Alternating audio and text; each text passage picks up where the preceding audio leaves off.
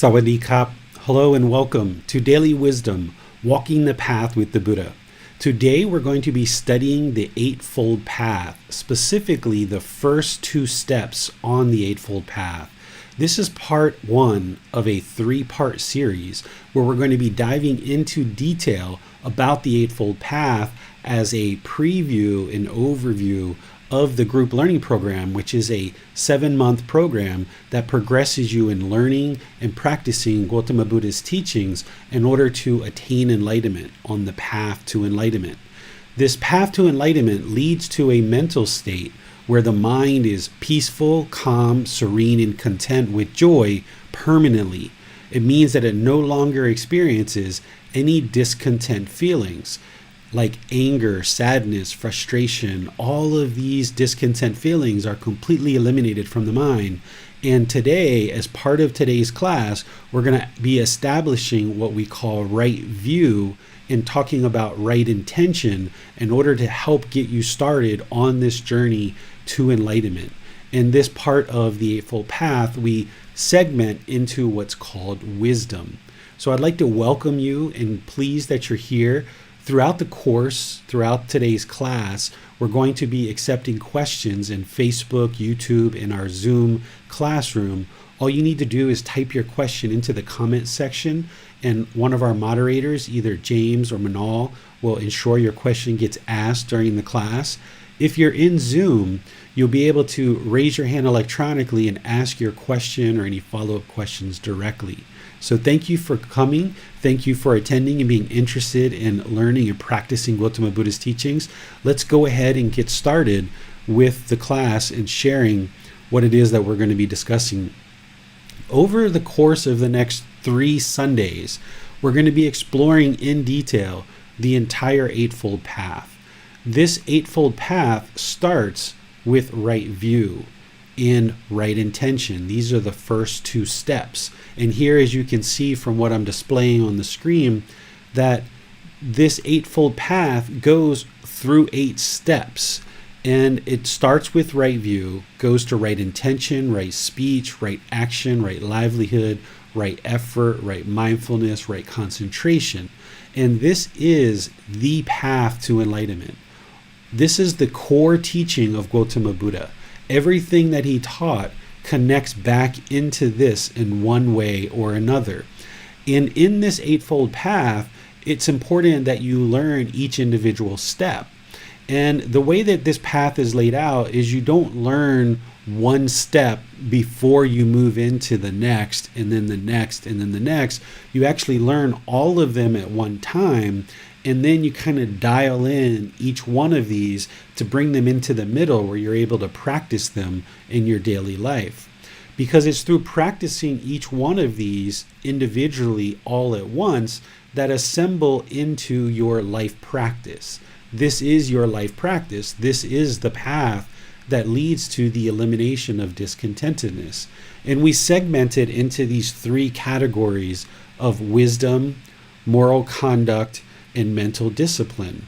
And as we progress in this 3-part series, we will be covering each of those 3 sections. Today, wisdom, which is right view, right intention. Next Sunday, right speech, right action, right livelihood, which is the moral conduct. And then the mental discipline will be covered in the following Sunday, which is right effort, right mindfulness, and right concentration.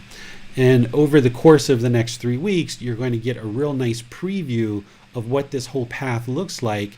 And then we're going to start eventually on chapter 1 of this book, Developing a Life Practice, the Path That Leads to Nibbana, where we'll then progress slowly through all the various teachings that you're going to need to understand and practice on this path to enlightenment, but they all connect into this one. The very last Sunday of this month, we're going to be discussing what is the stages of enlightenment, because there's 4 stages of enlightenment. We're going to be discussing what's called the 10 fetters, because those are the 10 things that need to be eliminated from the mind in order to attain enlightenment. And then we're going to discuss the 7 factors of enlightenment, which are tools or aspects of practice that will help improve the quality of the mind and kind of refine it and kind of bring it to the middle.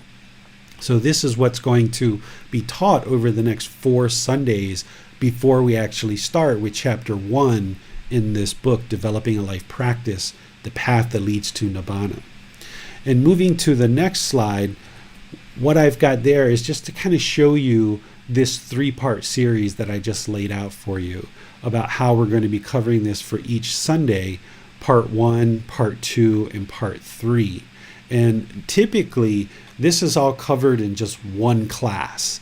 So I thought that rather than just do like I've done in the past, that I would try something new where we really kind of spend a lot of time over the 3 different courses or 3 different classes where we'll be able to dive into each part of the Eightfold Path in more detail. And then in the book, when we get to chapter 5, which is the Eightfold Path, we'll still spend that day discussing it because you really can't talk about the Eightfold Path enough. You really can't learn about it too much. There's no such thing as learning about the Eightfold Path too much because you need to have a real refined understanding of the Eightfold Path intellectually, and you need to reflect on those teachings, and you need to apply them in your daily life so that you can see that they actually work. And by doing this, you will acquire wisdom. And this wisdom will gradually, slowly improve the condition of the mind. None of these teachings are based on belief. There's nothing here that Gautama Buddha or myself will ever say, just believe me. What you're going to need to do is intellectually learn the teachings, bringing that in through the book, the audiobook, these classes, personal guidance, other ways of learning with the resources that I'm providing. Bring in the teachings intellectually, reflect on them, and help to see that they're actually true, which we're actually going to be doing as part of our class today, helping you to see how to actually reflect on these teachings. And then you need to move them into practice, which is going to change the condition of the mind. Because it's one thing to know the teachings intellectually and kind of know the right answer, so to speak. But it's a whole other thing to actually practice the teachings through your conduct and through your daily life or through your life practice. There's plenty of people in the world that intellectually know the teachings of the Buddha, but they haven't moved them into practice yet to actually change the condition of the mind. And that's where you experience enlightenment. The intellectual learning and being able to intellectually describe the teachings isn't enlightenment. That's just the intellectual learning. A lot of times scholars or historians will have a lot of intellectual knowledge around the teachings of the Buddha, but it's not until you move them into practice that you really deepen your understanding of the teachings because you see how they work in daily life. But also moving them into practice, you'll see how it changes the condition of the mind and how the mind gains more and more wisdom. And now the mind starts functioning in the world very differently than it did previously. So this is what we'll be doing over the next 3 weeks. So starting off with right view, let's study the words of the Buddha, because it's important, since we're going to take this deeper exploration, this deeper dive into the Eightfold Path, that we bring in some of the Buddha's words so that you can see what I'm actually teaching is directly from what Gautama Buddha is teaching. Because while you shouldn't have any belief about anything in these teachings, you also shouldn't believe that what I'm teaching you is actually what the Buddha actually taught. So that's why at certain points in time in this program, I will actually bring the actual words of the Buddha, and you can see these here, you can see them on the internet, you can see them in other books. These are the words of the Buddha about what he was actually teaching. So I'm going to show you his words first, and then I'm going to expand upon it and explain it in a way that you can directly apply it in your life. When the Buddha was teaching the Eightfold Path, he was asked, and he explained what is right view, this first step of the Eightfold Path. And here you can see his words. And what bhikkhus? Bhikkhus are the male ordained practitioners. So in what bhikkhus, or you can think of that as students, right? In what students is right view? It is bhikkhus, the wisdom of discontentedness, the wisdom of the cause of discontentedness, the wisdom of the elimination of discontentedness, and the wisdom of the way of practice leading to the elimination of discontentedness. This is called right view. So what he's pointing to here is what we call the Four Noble Truths. This is chapter 4 in the book that I wrote. He's pointing to, in his eightfold path, back to the Four Noble Truths, which is his very first discourse. This is a common thing in Gautama Buddha's teachings, where his teachings are kind of interlinked and they're syncing up together. Where the Eightfold Path is the core teaching, it is the path to enlightenment, there's other teachings that hang off of this, like the Three Universal Truths, the Four Noble Truths, the Five Precepts, the Four Foundations of Mindfulness, the teachings of meditation. All these other teachings are actually connecting into the Eightfold Path. So here, when he's talking about right view as part of the Eightfold Path, he's pointing back to the Four Noble Truths and saying that is right view. So now, what did he teach as part of the Four Noble Truths? And I'm truncating this because he taught a lot about the Four Noble Truths, but I'm just kind of making it really small for you. I've got the entire teachings in this book in chapter 4 that you can see exactly what Gautama Buddha taught in long form about the Eightfold Path in chapter 5. And I've got in this book in long form in chapter 4, what did he teach in terms of the Four Noble Truths. But here in class, I'm just kind of truncating it so you can see we're headed in the direction of Gautama Buddha's teachings by what it is that I'm going to share with you. So when he's pointing back to right view and pointing back to the Four Noble Truths as part of right view, here's what the Four Noble Truths starts out with. Bhikkhus, bhikkhus, there are these Four Noble Truths. What for? The noble truth of discontentedness, the noble truth of the cause of discontentedness, the noble truth of the elimination of discontentedness, the noble truth of the way leading to the elimination of discontentedness. Okay, so here he's pointing back in his Eightfold Path about right view, and he's saying if in order to start this path, essentially, you need to establish right view. Okay? The next thing to do in order to kind of build right view and establish right view is to understand the Three Universal Truths. The Three Universal Truths is kind of almost like a prerequisite in order to understand the Four Noble Truths. Without understanding the Three Universal Truths and seeing that they are in fact truth, you wouldn't be able to understand the Four Noble Truths. And we call these truths because they're universally true. They're universally true because I can teach these to you, and then independently on your own, you can reflect and observe in the world whether it's true or not. It's not based on belief. So as I teach you here, I'm going to describe what impermanence is, and then I'm going to ask you some questions for you to reflect on your own to be able to see whether this is true or not.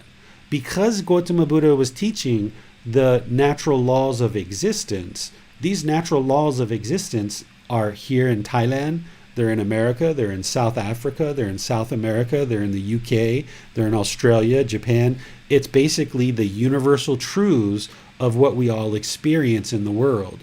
And the reason why the mind is in the unenlightened state is because it doesn't understand these natural laws of existence. The mind doesn't understand the things like Three Universal Truths and Four Noble Truths. It doesn't understand these truths. When you were a child, you didn't understand the natural law of gravity either. And that's why life was quite difficult for you. You would stand up, fall down, and hurt yourself. You would put your toys in certain places, they would fall down and break. You would try to run and you trip over your feet and you'd fall down and hurt yourself and you cry because you didn't understand this natural law of gravity. More and more, over many years, you gradually learned about this natural law of gravity. And when you got the wisdom of this natural law of gravity, then you were able to function in the world very differently than you did when you were 2, 3, 4, 5 years old. But it took you a gradual learning in order to build that wisdom to understand this natural law of gravity. Well, what you're doing with the natural laws of existence from Gautama Buddha is exactly the same thing.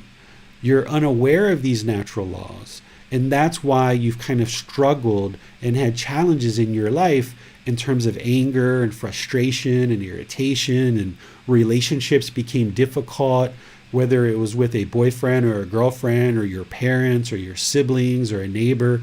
You've had challenges and struggles because you haven't understood these natural laws. And the more you understand these natural laws, just like with the natural law of gravity, when you gain that wisdom, now the mind's going to function in the world much differently than it did before, when you didn't know these, when the mind was unknowing of true reality. But the only way to get to that wisdom is for you to not believe anything that I say, is that you need to learn and reflect on it and then practice it to see that it's true. And then you'll know that this is true, just like Gautama Buddha, just like me, just like other people. Know that these things are true, and you will acquire wisdom, and the mind will gradually awaken about these natural laws of existence. So let's start that with this very first universal truth. I will teach it to you, and then I will show you how to independently determine that it's indeed truth. The first universal truth we call impermanence. Essentially, what this teaches is that everything is constantly changing in the world, that there is no permanent state. So material objects, possessions, relationships, thoughts, ideas, states of mind, everything is constantly changing. What the Buddha talked about is he talked about all conditioned thoughts are impermanent, which we can talk about what that is if anybody has questions on that.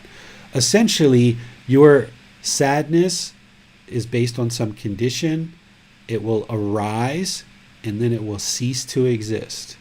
The happiness in the mind, it is based on some condition. It will arise in the mind and then it will cease to exist. The loneliness or boredom, the shyness, it will arise and then it will cease to exist. This is impermanence. All that arises will cease to exist.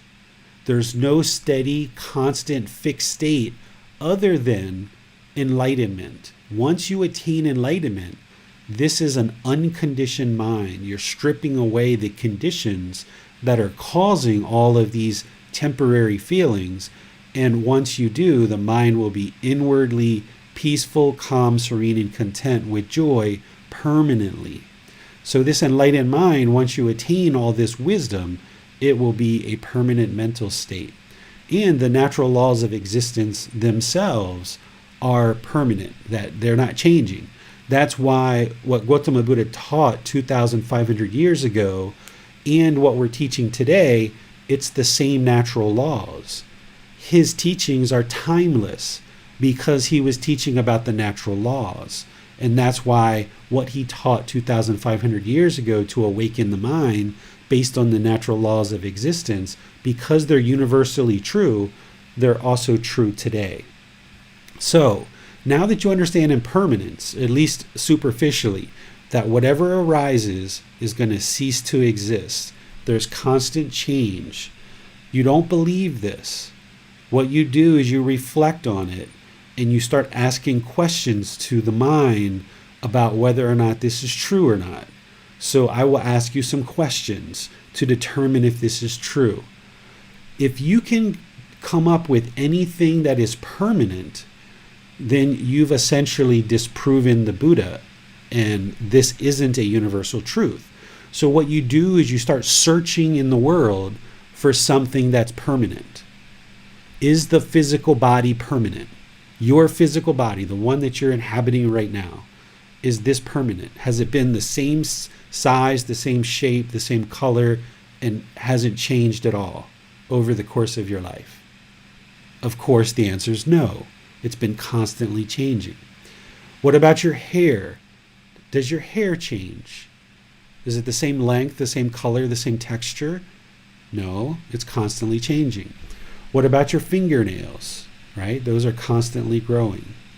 What about things that you've seen built in the world, like a sidewalk or a street? When you walk out into the world, do people build sidewalks and then they stay that way permanently? Or do they get cracks in them? Do they change colors? Do they have to be maintained and upgraded? Right? They have to be upgraded, right? Because they're constantly changing. It's not permanent. What about your relationships? Have you had the same relationships in terms of friends or boyfriends, girlfriends, teachers, things like this? Have these relationships been permanent in your life? The answer is no. What about your job? Have you had the same job your entire life? The answer is no. You've had different jobs. Or what about your income? Have you had different incomes? Has your incomes been changing, going up and down throughout your life? The answer is yes, it has been. So we could keep on going with all these different questions, but you've got to determine the truth for yourself. If you're not yet convinced that everything is impermanent, then you've got to go out into the world and look for something that's permanent and see if you can find something that's permanent, right? Is the tree permanent? Is the flowers permanent? Is the fence permanent that gets painted? Does it stay permanently painted and beautiful, or does it have to be repainted every so often? You've got to look around and decide what is permanent. And what you will most likely come back with is nothing's permanent. But if you think something's permanent, tell me. Raise your hand, ask a question on Facebook or YouTube or in the Zoom classroom and say, hey, I think this is permanent. And then we can talk about that so that you can get clarification on that. So, does anybody have anything that they feel is permanent that they would like to talk about on Zoom or YouTube or Facebook? Go ahead and submit that and our moderators will see it and we can talk about it. So just pause for a second to see if we have anything that comes in, James or Manal. It looks like we have nothing at this time. Okay, so if you guys are reflecting over the next few days and you go out in the world and you feel like you found something that's permanent, post that in the Facebook group or private message me, right?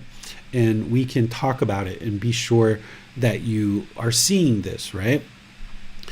The second universal truth is called discontentedness. A lot of people in the Buddhist community will call this suffering, and I'll explain why I don't use that word, but let's first talk about what it is, and then you'll understand why. What discontentedness is it's a state of mind where the mind is discontent. It's a mental state. And I call this discontent, discontented, or discontentedness. This mental state of discontent, discontented, or discontentedness comes about because of the three feelings that can potentially be in the mind at any one given time. These three feelings are either painful feelings, pleasant feelings, or feelings that are neither painful nor pleasant. Examples of painful feelings are things like sadness, depression, anger, hatred, ill will, guilt, shame, fear, anxiety, stress, frustration, annoyance, irritation. All of these are very painful to be experienced in the mind. And these feelings feel very painful in the mind, and the mind doesn't like them. Then there's certain pleasant feelings that the mind experiences. Happiness, excitement, elation. These are very pleasant for the mind to experience. Then there's neither painful nor pleasant. I describe this as boredom, loneliness, melancholy, shyness, kind of a displeased, uncomfortable, unsatisfied mind. Now, some people have told me, like, David, I consider boredom and loneliness to be quite painful. Well, if that's where you would consider that to be, that's fine. You can put those in the painful category. It's not about how do you necessarily categorize these individual aspects of the feelings. What the Buddha taught was there's painful feelings, pleasant feelings, and feelings that are neither painful nor pleasant.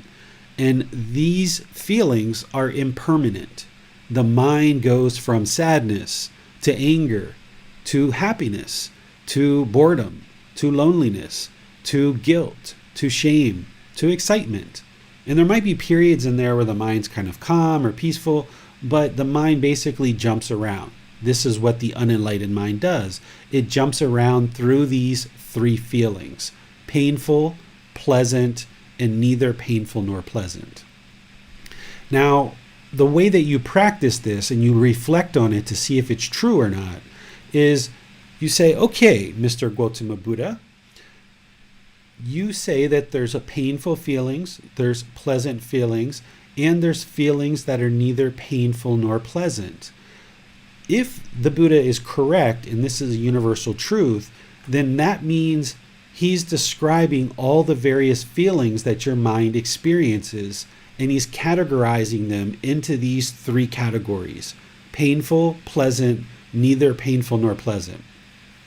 If you can come up with one feeling that doesn't fit into one of these three categories, then you've disproven the Buddha. So this is the way for you to prove to yourself whether the Buddha's teachings are true and gain wisdom, is try to disprove the Buddha. Because if you can come up with a feeling that doesn't map into one of these three, then you've disproven the Buddha, and this is not a universal truth.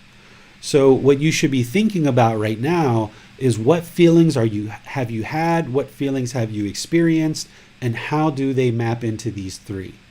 And the way that the Buddha oftentimes teaches is he teaches things like painful feelings, pleasant feelings, and then he has this catch-all, which is neither painful nor pleasant. So with those three, he basically has covered, or he has covered, the Buddha has covered all three possible scenarios of where feelings might fit in the mind. This is discontent, discontented, or discontentedness. When you look at the Buddhist teachings online or in books or with some other teachers, they may use the word suffering here. They may say that the Buddha taught to eliminate suffering. I would say that he taught to eliminate discontentedness, because he taught to eliminate these three feelings: painful, pleasant, neither painful nor pleasant. He didn't teach to eliminate suffering. I mean, he did, but that's not the entire teaching. Because when you're happy, excited, or elated, you wouldn't say you were suffering. I don't think. At least I wouldn't have.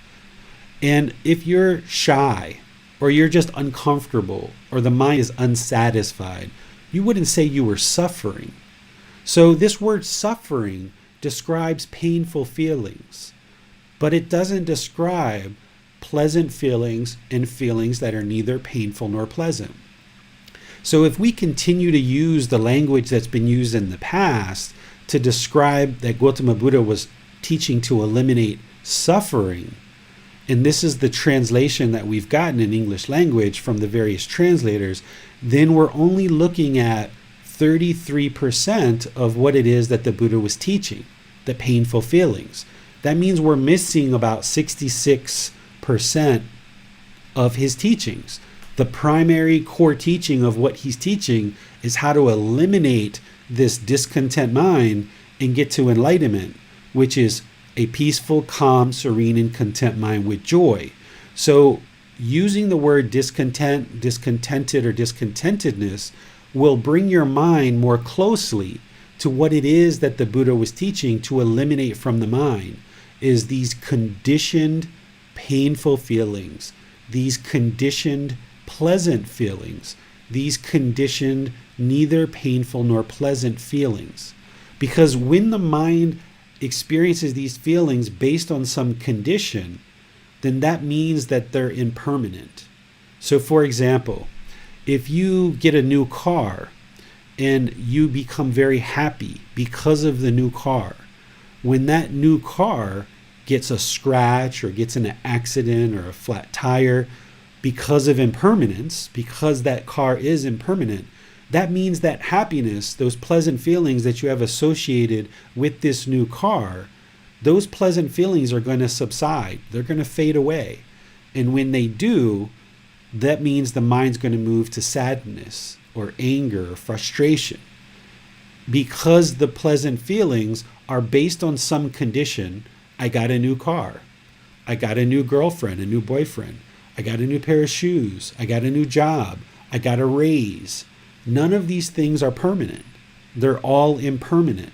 And because the mind is latching on to these conditions in order to acquire these painful feelings, that means eventually the mind is then going to revert to painful feelings, or feelings that are neither painful nor pleasant. So what the Buddha is teaching is to eliminate the mind's outward searching for satisfaction, for pleasant feelings, in order to produce happiness, excitement, elation, etc., these pleasant feelings, so that when those conditions are gone, the mind doesn't swing back to painful feelings or feelings that are neither painful nor pleasant. When the mind becomes enlightened gradually through training, it will be peaceful, calm, serene, and content with joy. There's this unconditioned joy. The mind is always joyful. It's not based on any external conditions. You wake up in the morning, peaceful, calm, serene, and content with joy. You go to sleep, peaceful, calm, serene, and content with joy. All day long, the mind's peaceful, calm, serene, and content with joy. The mind is unshakable because it's liberated from these conditions where the mind is outwardly searching for satisfaction based on these external conditions. Some people will describe enlightenment, which we're going to talk about in 4 weeks, they will describe it as ultimate happiness. I don't describe it that way because happiness is a conditioned feeling. It's based on some condition and it's temporary. Enlightenment is not based on any conditions. It's unconditioned, and therefore it's permanent. Because the mind is inwardly satisfied, it can be permanent because it's not basing its feelings in the mind on these external conditions that are impermanent. So this is discontentedness. Painful feelings, pleasant feelings, and feelings that are neither painful nor pleasant. And as we go in our talk today, I'm going to explain what's causing these feelings and why the mind is experiencing these. Because in order to eliminate these feelings, you've got to understand what's causing them. And don't be concerned about eliminating happiness, excitement, and elation, because I know that's part of life that you enjoy right now. But that's all based on conditions, and it's temporary. What you're moving to in enlightenment is this joyful mental state that's permanent. And the way that you can think about this conditioned happiness versus this unconditioned joy is something like conditional love or conditioned love. Some people say they love you, but they have certain conditions that have to be met in order for them to continue to love you, or in order for them to say that they love you. They have certain things that they say, okay, if you meet these criteria, I love you. And then when you stop meeting those criteria, they will say, I don't love you anymore. But that's not true love, which we're going to get to in chapter 14. This is conditional love. This is not true love. This is actually being selfish and saying, I'm only going to love you if you meet my selfish conditions. So conditioned happiness is the same way. The mind says, I'm only going to be happy if you meet these conditions. What unconditional love is I love you. I would like to see you be well. I would like to see you be peaceful. There's no condition that you have to meet in order for me to have that genuine feeling towards you. I'm interested in your well-being. I'm interested in your peacefulness. I'm interested in seeing you be well. It's unconditioned love. So ask yourself, would you rather have this conditioned love where people are requiring things of you before they will love you? Or would you rather have this unconditional love where people just love you and just let you be and do whatever you feel is best for your life. Well, of course, you would rather have this unconditional love. So the same thing is that this conditional happiness is actually dragging you down, where your mind's constantly chasing it, these conditions, where unconditioned joy is the mind will just always be joyful without any conditions. Let me pause here and see if you guys have any questions on discontentedness, what it is, what the three feelings are, or anything that might need to be clarified before we move on to the third universal truth. So, David, is it fair to say that because we feel pleasant feelings, we're liable to feel painful feelings due to the unconditioned mind? Because of the conditioned mind, the mind is lurching and longing, which we're going to talk about next in the Four Noble Truths. This craving, desire, attachment, the mind has this longing for pleasant feelings. And the mind thinks, because of this unknowing of true reality, because it doesn't have the wisdom that it needs, the mind thinks if it just gets that next new car, or if it just gets that new job, or if it just gets one more friend on Facebook, or if I just get 1,000 friends on Facebook, if I just get 20 likes today, then my mind will be happy or excited. So the mind creates all these conditions where it's trying to create this conditional happiness, and it thinks that's going to be ultimately fulfilling. But what the mind realizes eventually is that this is impermanent, and the mind then cycles over to painful feelings, and the mind becomes sad. So if you have the condition in your mind that if I log into Facebook and I have 3 private messages, my mind will be happy, and that's the condition that needs to be met. Well, when you log in and you see you only have 1 message, your mind's going to be sad. Or your mind's going to get so accustomed to those 3 messages being there that now it wants 5 or it wants 8. It's going to chase more and more and more, just like it takes more and more alcohol to get drunk. It's going to take more and more messages for the mind to experience these pleasant feelings again. So if you're allowing the mind to create these conditions that are going to create happiness, excitement, and elation, then you're inviting in the painful feelings, and neither painful nor pleasant. So what this life practice becomes is training the mind to no longer create these conditions in the mind to hinge its happiness on, to hinge its excitement on, to hinge its elation on. So you can learn this intellectually, and everything I'm sharing with you can make complete, total sense intellectually. But to actually do it and train the mind to do it consistently over a long period of time is a whole nother thing. But to answer your question directly, James, yes, the mind is setting up all these conditions. It's wanting these pleasant feelings. And if it gets them, if it gets its objects of its affection, if it gets those conditions met, then yeah, it's going to experience pleasant feelings and happiness, excitement, elation. But if it doesn't get those, and it can't get them permanently, it can't get the conditions met permanently because everything's impermanent, right? So if you allow the mind to set up these conditioned happiness and this conditioned excitement and elation, then when those conditions are met because of impermanence, it's going to experience either painful feelings or feelings that are neither painful nor pleasant. It's just a matter of time. Right. So in some sense, due to the law of impermanence, even when we experience pleasant feelings, there's perhaps an undercurrent of pain there because that condition is subject to and going to change.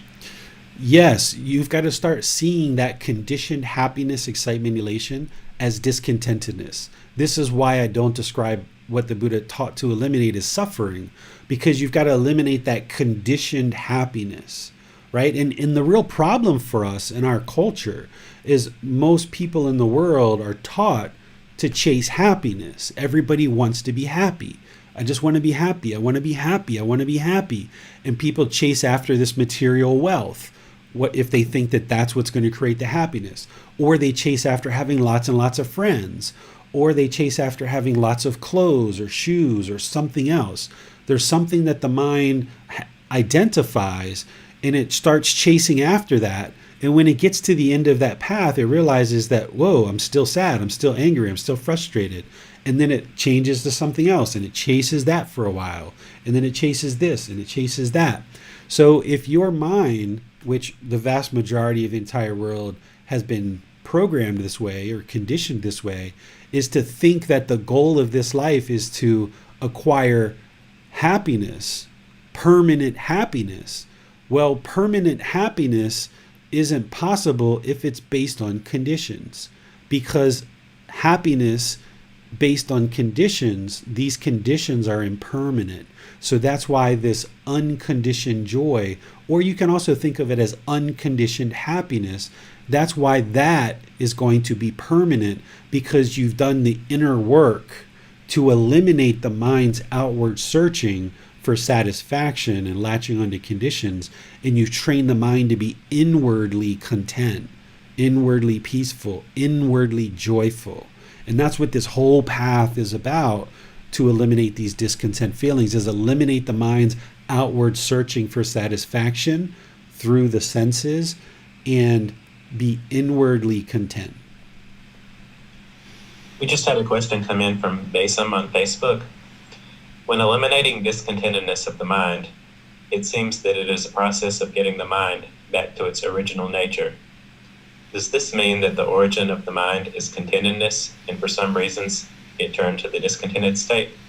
Some people do think of it this way. Some people, instead of thinking about you need to attain enlightenment, some people think of it as the mind's already enlightened, but you've got all this pollution that's disturbing that, and it's inhibiting you from experiencing this content mind, because this pollution is making its way into the mind and kind of confusing the mind and disturbing the mind. And when you purify the mind through training it and you clear out this pollution, then you can experience the natural mind, which is naturally enlightened, naturally peaceful, naturally content.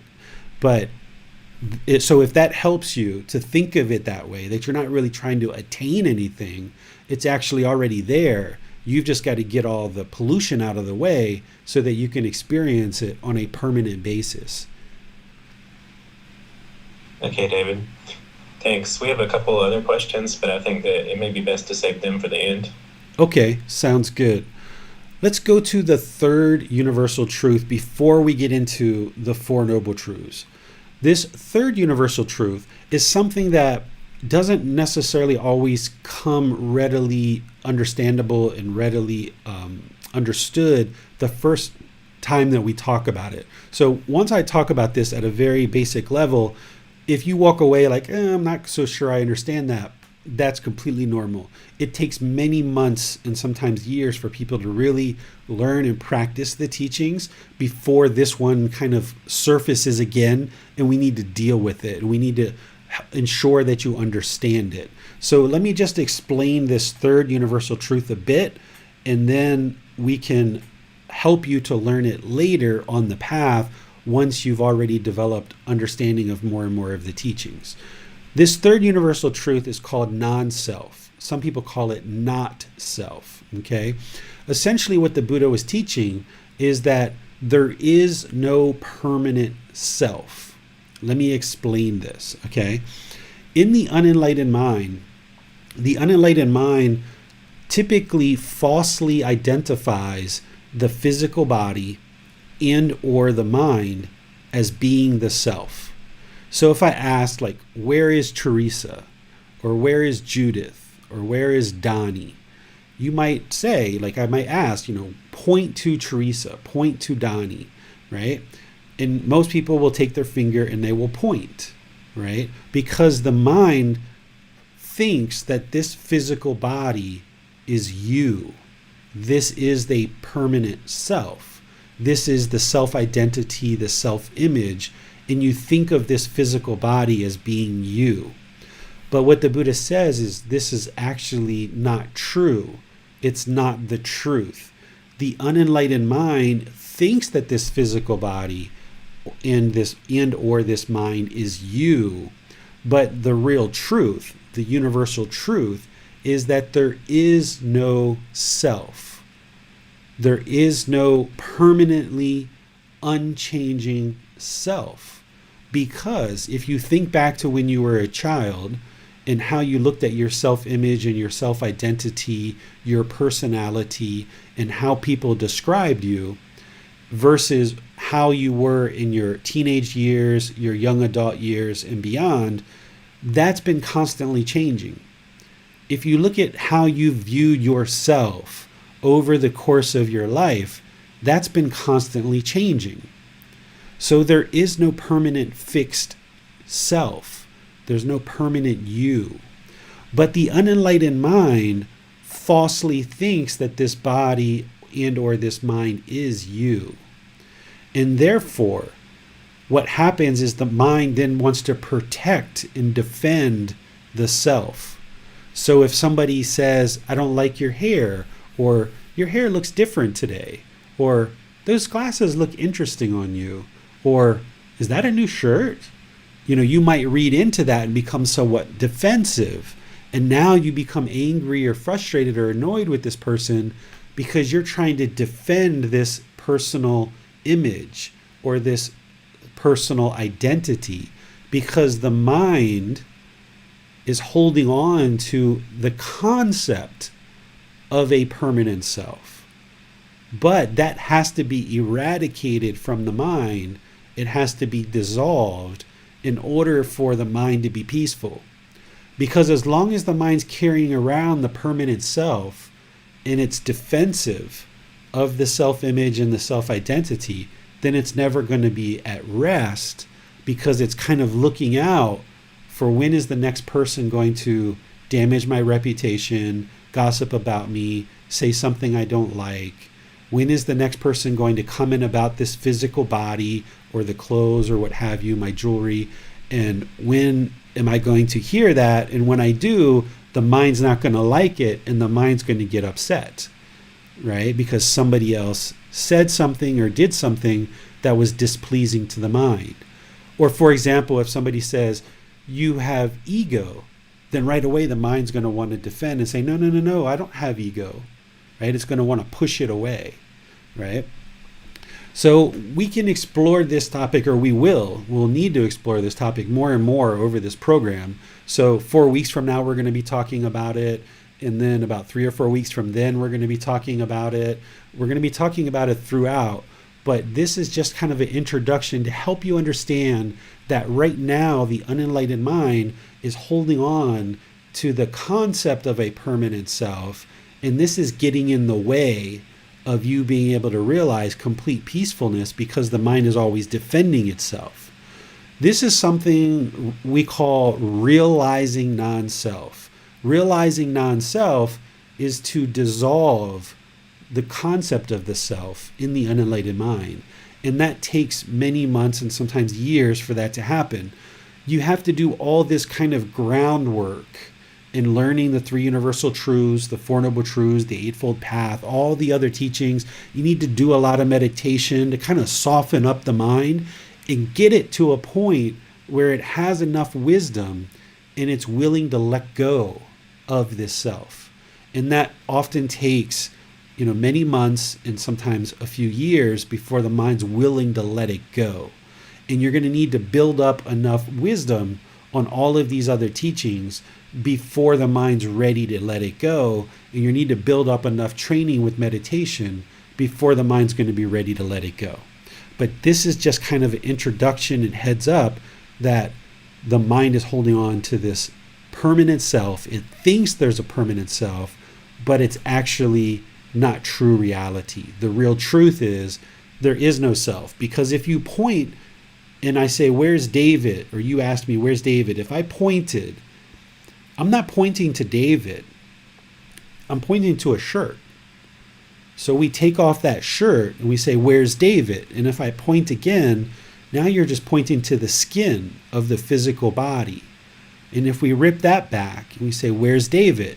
Now pointing to the ribs, we rip that back. Where's David? Well, now we just got organs and fluid and tissue.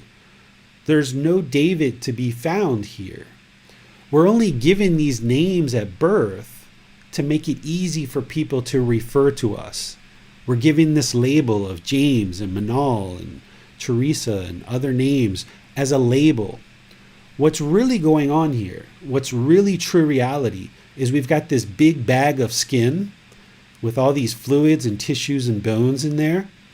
And then there's this mind or this consciousness that has come together for this existence, for this birth.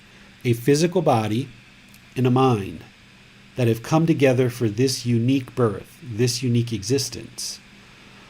Because when you came home from school and your grandmother asked your mom, if they would have said, hey, did that bag of bones, that big bag of skin with bones and fluid and tissue, come home yet? Are they doing their homework?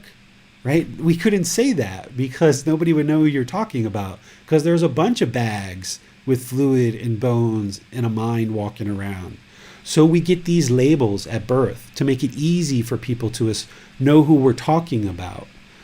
And the problem becomes that the unenlightened mind starts associating this label of David or Teresa or James, Manal, Judith, all these names that we get these names, and now we start associating a certain identity, a certain image, a certain personality, and now we start defending it.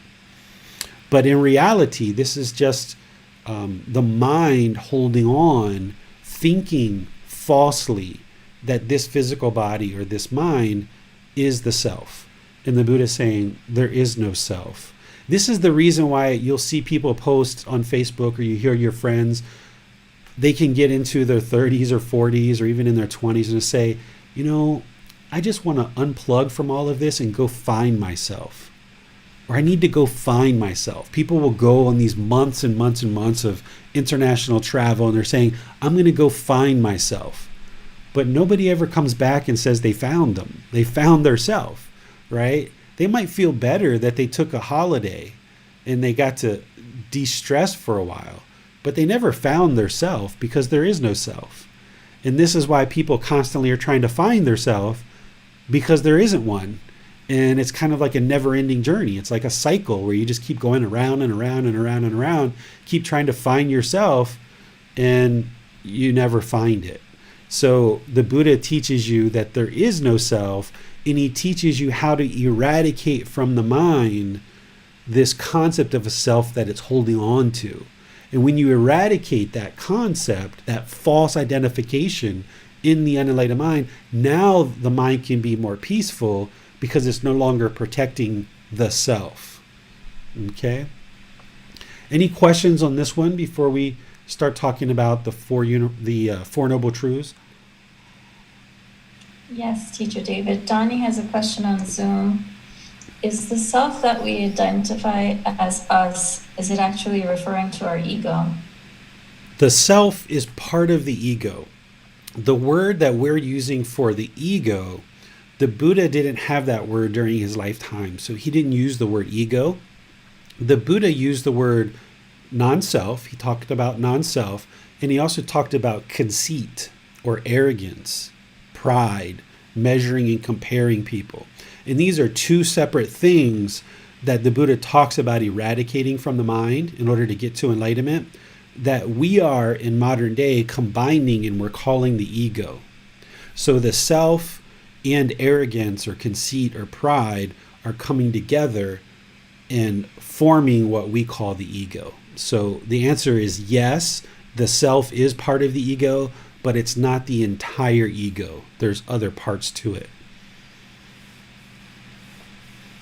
Okay, David, those are all the questions we have at this time. All right. So now, before we go into the Four Noble Truths, let's talk about what craving, desire, attachment is, because this is another foundational teaching before we talk about the Four Noble Truths. The Four Noble Truths is going to lay out for you why we experience discontentedness, the cause, the elimination, and the whole path forward. But in order to understand that, you need to understand what a craving, desire, attachment is. A craving, desire, attachment is a mental longing for something with a strong eagerness. This is how the mind pulls towards something I just want that new car. And if I get that new car, I know everything will be wonderful. Or if I just get that boyfriend or girlfriend, everything will be wonderful. If I just get a raise, or if I just get that new job, or I just get some friends, or if I just get my Facebook account to have 2,000 friends, or if I just get that new pair of shoes, or if I just get that new house, or, the list goes on and on and on, because the mind has this outward searching for satisfaction, this craving, desire, attachment, mental longing with something, for something, mental longing for something with a strong eagerness. It just wants the objects of its affection. You can also put in there expectations, wants, holding, or grasping, or clinging. These are all words that we use in Buddhist terminology to describe this aspect of the mind where it's searching externally, looking for satisfaction. It has this longing with a strong eagerness, and then it tries to hold on to things and pull it in close. This is what a craving, desire, attachment is. There's no such thing as a wholesome craving, desire, attachment. All craving, desire, attachment is going to cause problems, which we're going to talk about in the Four Noble Truths. If the mind really, really wants some candy and it doesn't get it, it's going to have problems. If the mind really, really wants a new car and it can't get it, it's going to have problems. If the mind really, really wants to meditate and it really wants to meditate and it can't, it's going to have problems. That's what we're going to talk about next. So all craving, desire, attachment, we're describing it as a mental longing for something with a strong eagerness. And this is also expectations. We oftentimes put expectations on ourselves because the mind thinks there's a self. So we put expectations on ourselves. And we also put expectations on others because we want certain things. And if we get the objects of our affection, we have these pleasant feelings. But if we don't, that's when the painful feelings are going to come, right? So what you're going to see next is the goal of these teachings, which is to eliminate this from the mind. So every Buddhist teacher has a slight different way that they're describing craving, desire, attachment. So that's why I like to just be sure that you understand how I'm describing it so that you're very clear on that before we go into talk about the Four Noble Truths. Are there any questions on this? What is a craving, desire, attachment? And also how it associates with expectations, wants, holdings, grasping, and clinging. We have no questions at this time, David. All right. So now to the real heart of what we were building up to. This is where the Buddha really lays out in four simple statements: the problem, the cause of the problem, the elimination of the problem, and the way forward to completely eliminate the problem 100%. Now, the language that he used is in the book. It's in chapter 4. I put it in there. He goes into a very deep description of the Four Noble Truths. I've summarized it here in a way to help you understand it so that you can apply it in your life on a day-to-day basis and you can see the truth in it 100%. The first noble truth is that everyone that is unenlightened will experience discontentedness. So if you experience painful feelings, pleasant feelings, feelings that are neither painful nor pleasant, then you know you're unenlightened. So if you experience sadness, anger, frustration, irritation, annoyance, guilt, shame, fear, happiness, excitement, elation, loneliness, boredom, shyness, unsatisfactory condition of the mind, then that's discontentedness and you know you're unenlightened. No big deal, because there's lots of unenlightened people in the world. The goal of this path is so that you can attain enlightenment.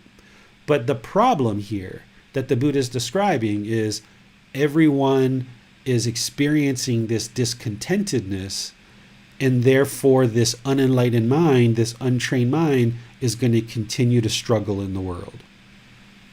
The second noble truth is that discontentedness is caused by our own attachments because the mind craves for everything to be permanent when everything in the world is impermanent.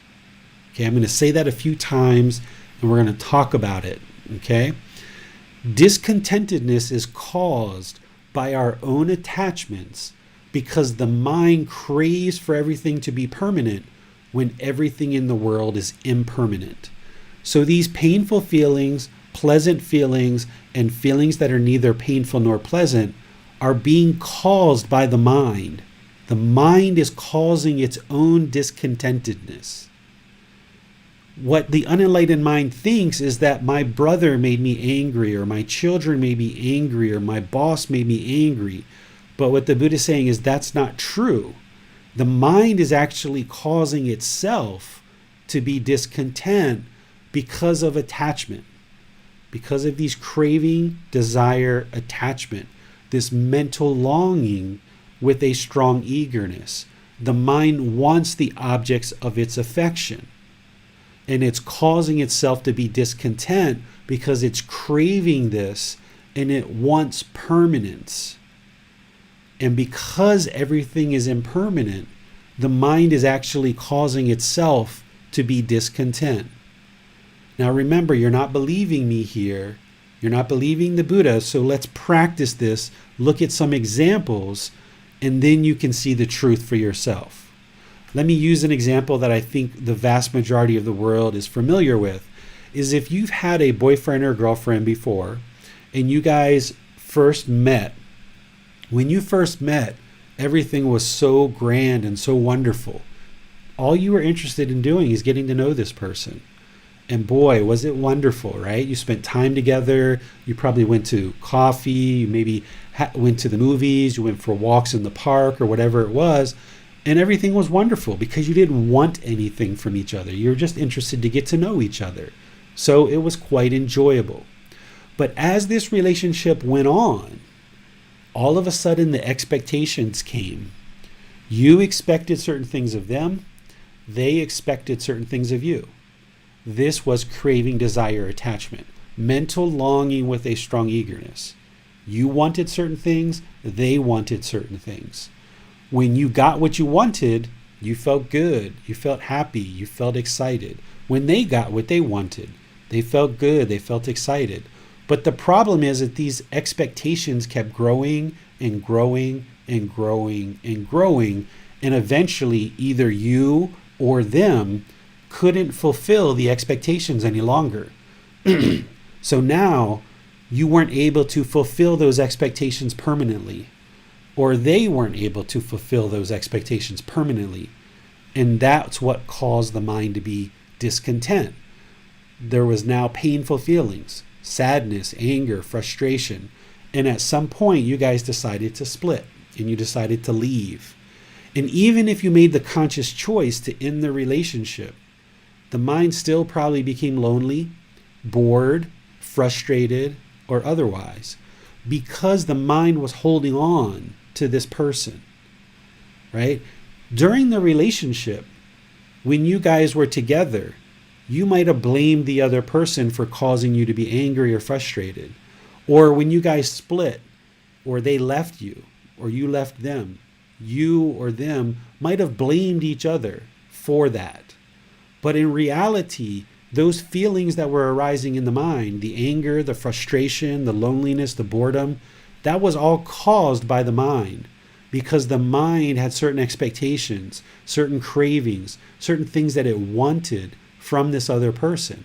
And as long as it got them, then the mind was peaceful. The mind was happy. The mind was experiencing, good feelings. But then when it couldn't get what it wanted, that's when it became angered or frustrated.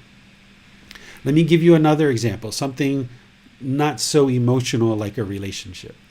Let's say that you saved up a bunch of money to go buy a car, and you take the car, you drive this brand new car, you park it, you go in the store, and then when you come out, you see a scratch on the car. And your mind just becomes so enraged and frustrated because of this scratch on the car. And at that point, you might blame the other person and say, this person who scratched my car made me so angry. Well, they didn't make you angry. You actually made yourself angry. The reason why is because the mind craved permanence. The mind expected this car to stay brand new and look permanently beautiful. And then when it wasn't, when that scratch came, i.e. impermanence, when impermanence came to visit you, the mind said, I don't like this. I don't like this impermanence. I'm going to get angry. I'm going to get frustrated because I don't like this impermanence. But the mind doesn't know that, right? Because it's unknowing of that. But that's essentially what's happening.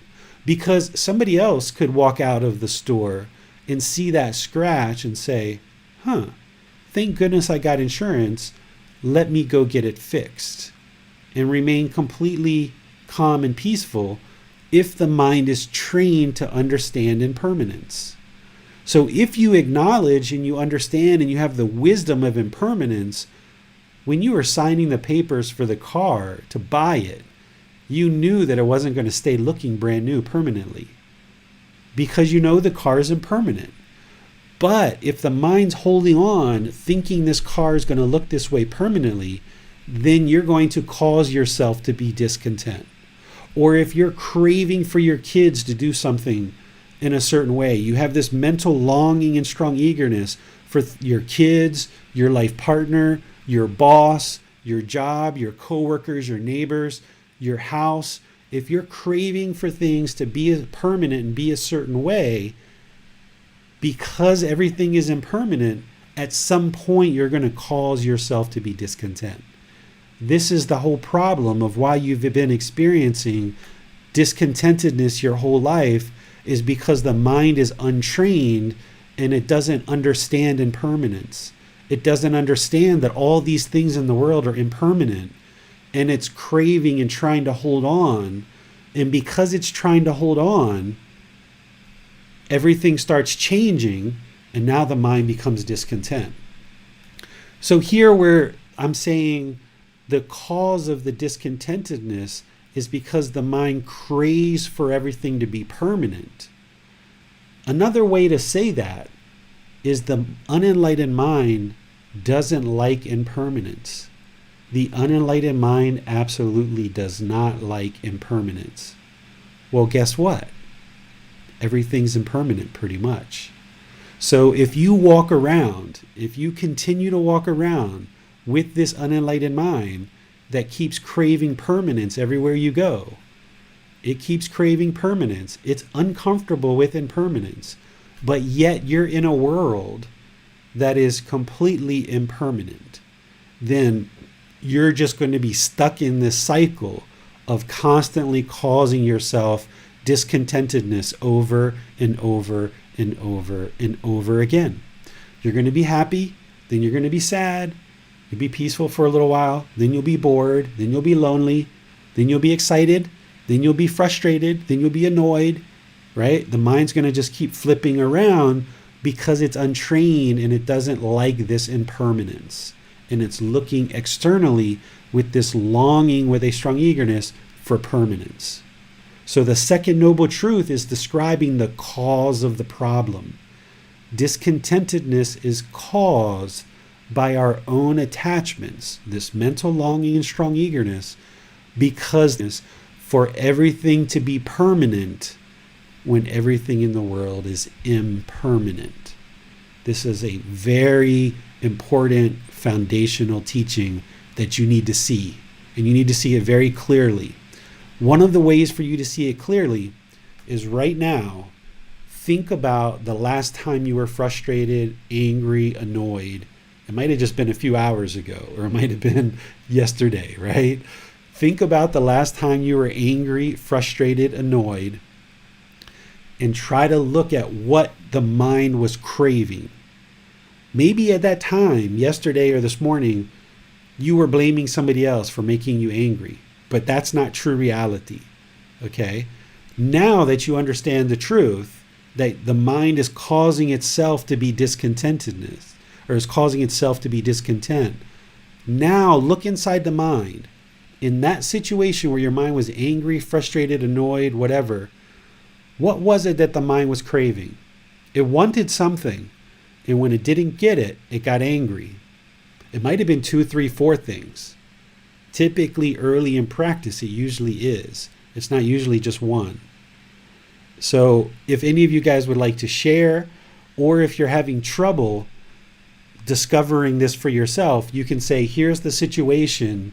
I'm not quite sure what I was craving in this situation. So you can share that in the comment section of Facebook, YouTube, or Zoom, and our moderators will share that. So share what it is that made you angry, frustrated, irritated, annoyed, and we can talk about it as an example to help you see that you caused it yourself. And everybody in the world who's unenlightened is doing this, so no need to be shy, right? Everybody's experiencing this who's unenlightened, so you are right along with everybody else. So it's a matter of helping you see the truth here, not a matter of anything else, but helping you to see that you are, in fact, causing your own discontentedness. Do we have anybody that shared, James? Well, Holly wanted to ask, is this something that happens gradually or suddenly? It can be both. It can be both. It can oftentimes be sudden, but it can also be a gradual thing too. It really all depends. Each situation is different. Okay. That's the only question we have at this time. We've had no one to share their experiences thus far. Okay, so I gave a couple of examples. One with boyfriend, girlfriend, which I think most of us can relate to. Also one with a car. There's, I use this one sometimes about, like, say you have kids and the mind craves for your kids to have good grades, right? The Buddhist teachings aren't about what's right or wrong, right? It's not about what's right or wrong here. Because, yeah, the kids should have good grades. But the Buddha is talking about is what's the cause of the discontentedness. If your mind craves for your kids to come home with all A's or all B's or however your country does grading, and you just want that really badly, and when they come home and they have a grade less than what you wanted, you're going to be angry. You're going to be frustrated. And now you're going to start talking bad to your kids and causing all kinds of problems in the household, right? Because your kids can't permanently get all A's or all B's. It's not possible because of impermanence, right? They're not going to be able to meet your expectations all the time. It's not possible, right? So it's not about what's right or wrong, because yeah, it's good for children to have good grades, but it's recognizing that your mind wanting it and craving it is what's exciting and causing that discontentedness in the mind. And when they come home with good grades, the mind's happy. That's still discontentedness. The mind's excited, elated. It's still discontent. Because now when they come home with bad grades or one grade that's off from what you expected, now you're going to be angry and sad, frustrated. But those good grades are impermanent. But also those bad grades are impermanent too. They can be improved, right? But the mind thinks these bad grades are permanent. The mind thinks that these bad grades are impermanent, and now it's going to get angry and it's going to get frustrated, rather than just being, you know what? All right, you didn't do as good as we were hoping. Let's figure this out and make it better. Simple, right? But the mind doesn't want to do that naturally because it doesn't understand how to do that. It's untrained. And the more you train it, the more you'll understand how to do that. So the third noble truth, or let me back up for a second. What the second noble truth is essentially getting at is you taking responsibility for your own emotions, your own feelings. If you walk around and you continue to blame other people for the feelings and emotions that are coming in the mind, then you're never going to fix this problem, because it's everyone else's fault. It's everyone else's fault that I'm angry and frustrated. So let me go fix them. Let me fix my kids and make sure they do everything I want them to do. Let me fix my life partner and make sure he or she does everything I want them to do. Let me fix my parents, my siblings, my boss, my coworkers. All these people have to do everything I want. And as long as they do that, then everything's perfect. Well, good luck with that, right? It's not going to work, because there's 7.5 billion people in the world that you have to train. And there's more people being born all the time that are going to need to do things your way. Or the other option is you can train your mind, just one. And you've got complete control over your mind. If you train it, you will get complete control over it. So what the second noble truth is encouraging you to do and helping you to see is take responsibility for your feelings. And when you do so, now you can do something about it. Because if you realize that you're the one causing the discontentedness, then that means you have the ability to solve it. But if everyone else is causing the discontentedness, then you're going to go off in the world and try to fix everybody else. But the real problem is your mind, just like everyone else, right? So the third noble truth is getting to the solution. The solution to this is because the second noble truth is saying the cause is this craving, desire, attachment, this longing with strong eagerness, then the solution in the third noble truth is the elimination of discontentedness as possible by eliminating attachments. By eliminating that craving, desire, attachment, that mental longing with a strong eagerness, where the mind is searching externally for satisfaction and trying to hold on to things, wanting permanence, then what you've got to do is you've got to train this mind to be comfortable with impermanence. Because right now, the unenlightened mind is uncomfortable with impermanence. The more comfortable you make the mind, the more trained it becomes to let go and accept impermanence, the more peaceful the mind becomes. So the Buddha gives us specific training of how to train the mind to acknowledge and accept impermanence. And this is part of the life practice. This is breathing mindfulness meditation that we do on Wednesdays and that you should be doing every day now, is that you close the eyes, you breathe in through the nose, out through the nose, and focus the mind on the breath. As the thoughts, ideas, perceptions come to the mind, you train the mind to let go, let go, let go, and come back to the breath. Because what the unenlightened mind is going to want to do is hold on. It's craving this permanence. It wants to hold on. But what you're doing in breathing mindfulness meditation is you're training the mind to let go, let go, let go, let go. Okay? And by training the mind to let go, more and more, you will gain control over this mind. So that when you're driving in traffic and someone cuts you off, and then the mind becomes angry, because the mind was craving permanence. It wanted that lane to itself permanently. And now when someone cut you off, you didn't like that impermanence. So now you get angry. Well, if you train the mind to let go, when this person cuts you off, that makes sense. There's impermanence, right? There it is. Or when you get a flat tire when you're driving in the car, instead of getting angry, there's impermanence, right? Or you run out of gas. There's impermanence, right? Or your kids come home with grades that you weren't thinking there's impermanence. You just keep identifying impermanence, but the mind is going to want to react. It's going to react with anger and hostility. And you've got to train it with breathing mindfulness meditation to let go, so that when this person cuts you off, let it go. Just let it go. But it's going to take time for you to do that. The mind's been like this for a really long period of time. It's not going to just change overnight because of one talk. It's going to happen. And bringing this to your awareness, you're going to start seeing it now. When you become angry and frustrated, you're going to be, there's the craving, desire, there's the discontentedness. So when you see other people become frustrated and angry, you're going to see their craving and desire. So you're going to start seeing that this is true more and more as you start moving out into the world. So breathing mindfulness meditation is the training that we use to eliminate this craving, desire, attachment, where the mind's longing with a strong eagerness. And we also practice generosity, freely giving our time, our effort, our energy, our resources. Share some potato chips, share a smile, share a little bit of food with somebody here or there.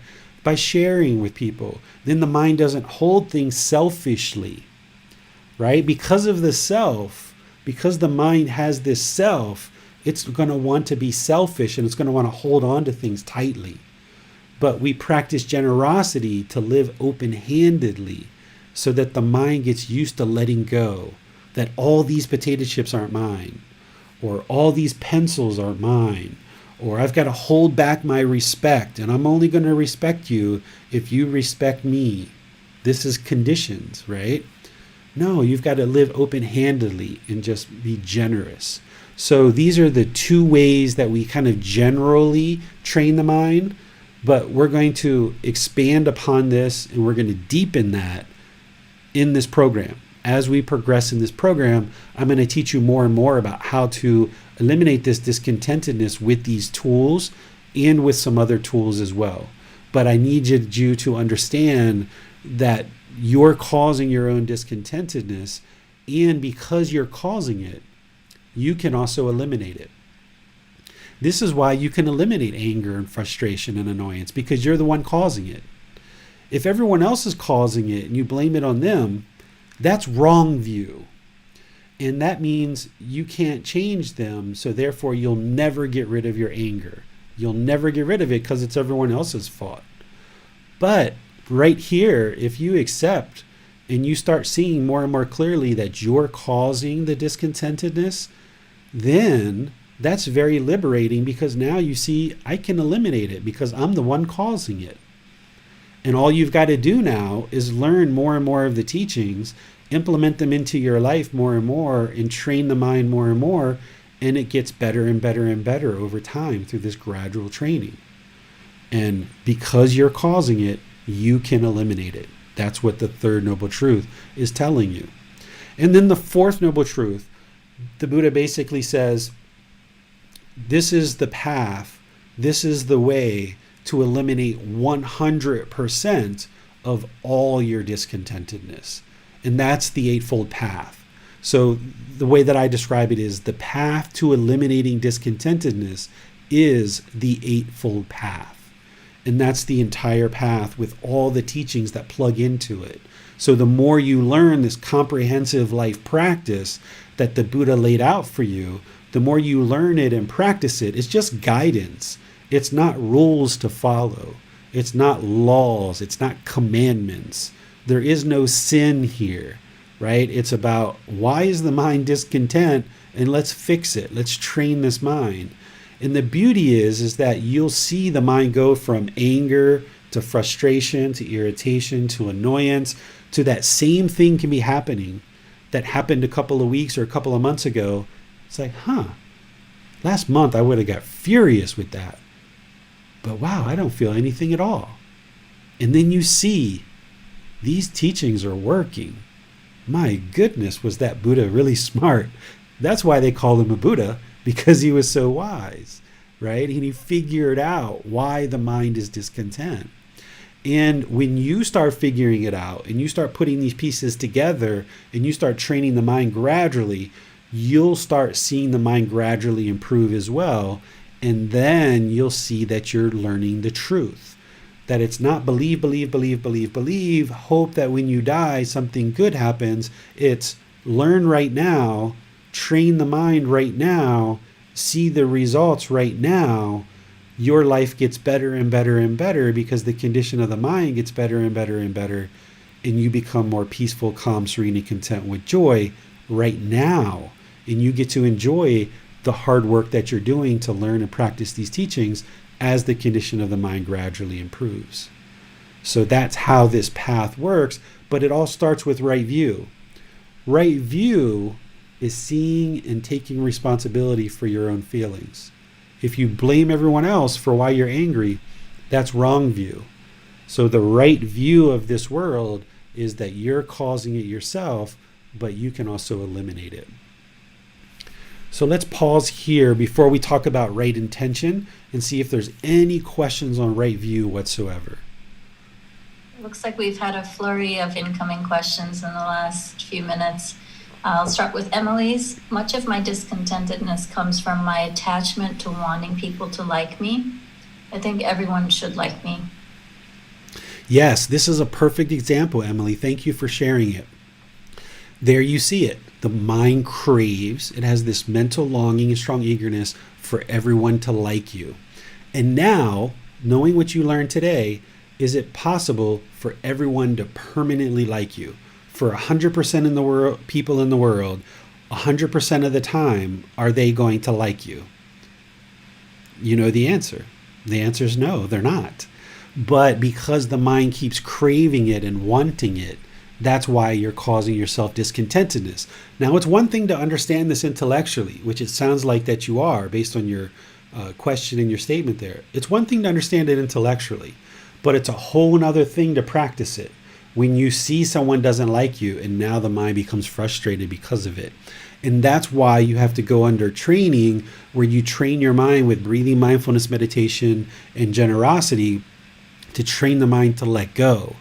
And by you doing this more and more and more, you'll get more comfortable with just being a friendly, polite, kind, respectful person.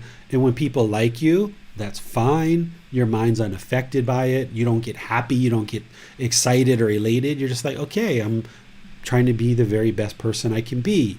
But then when people don't like you, you just know, okay, I can't please everyone in the world. It's not possible.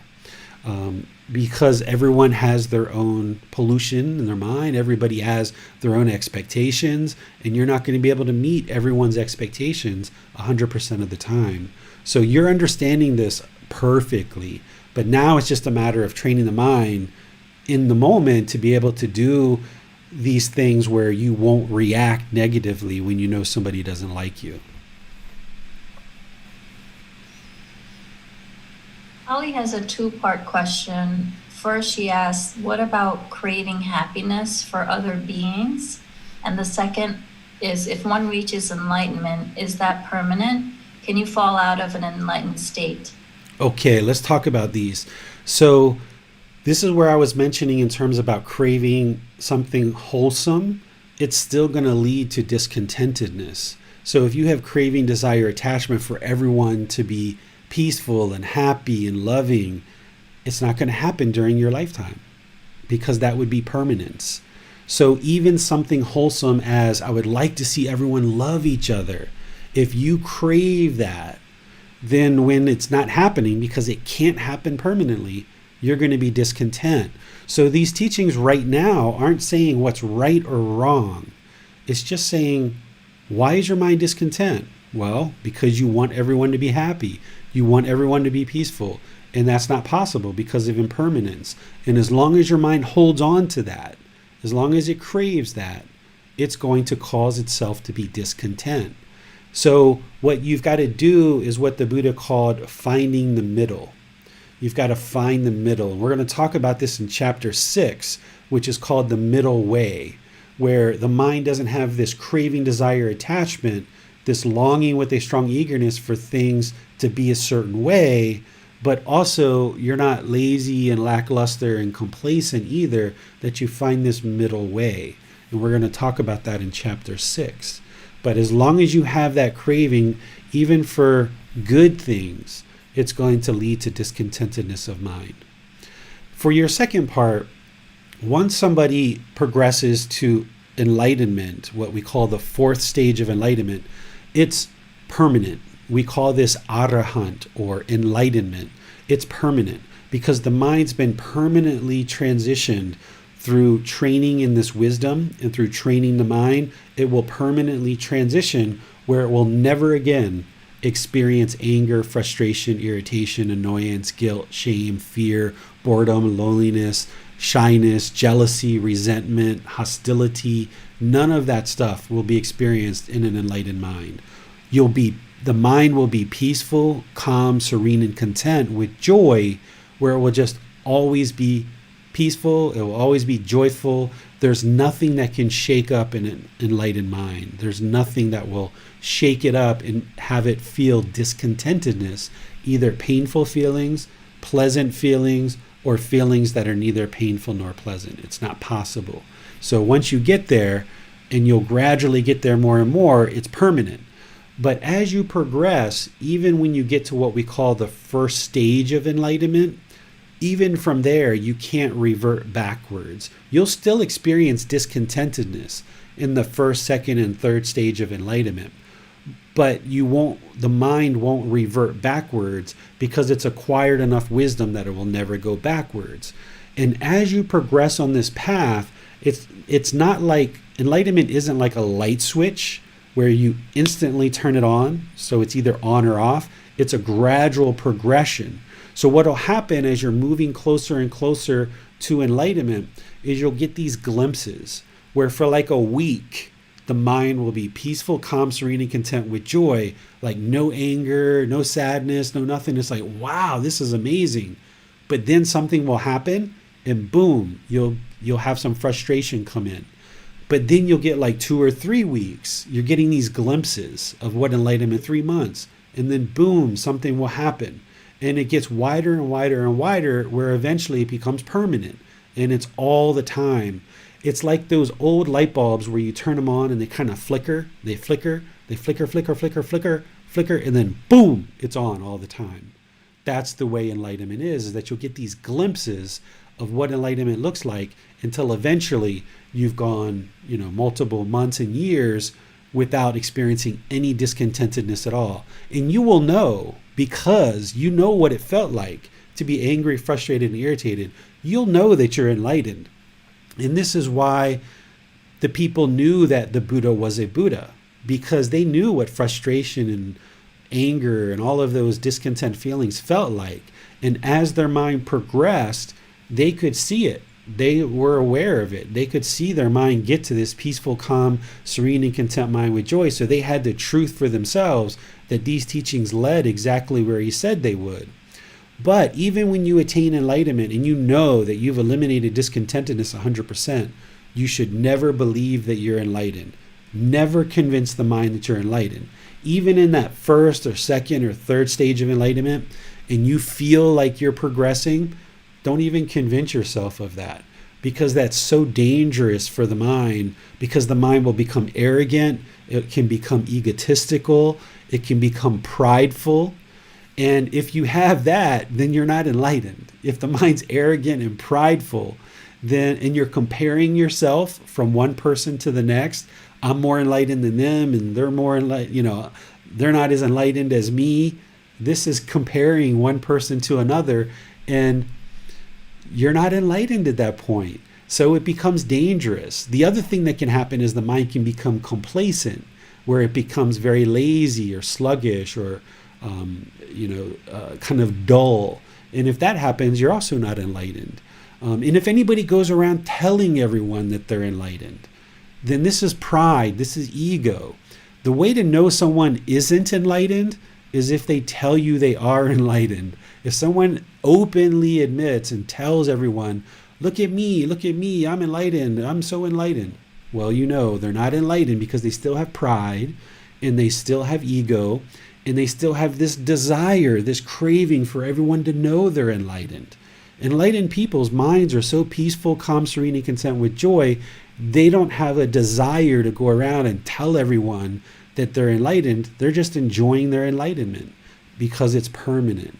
So don't ever convince yourself, if you attain enlightenment, that it's actually happened and that you actually are enlightened, because there's just danger in that.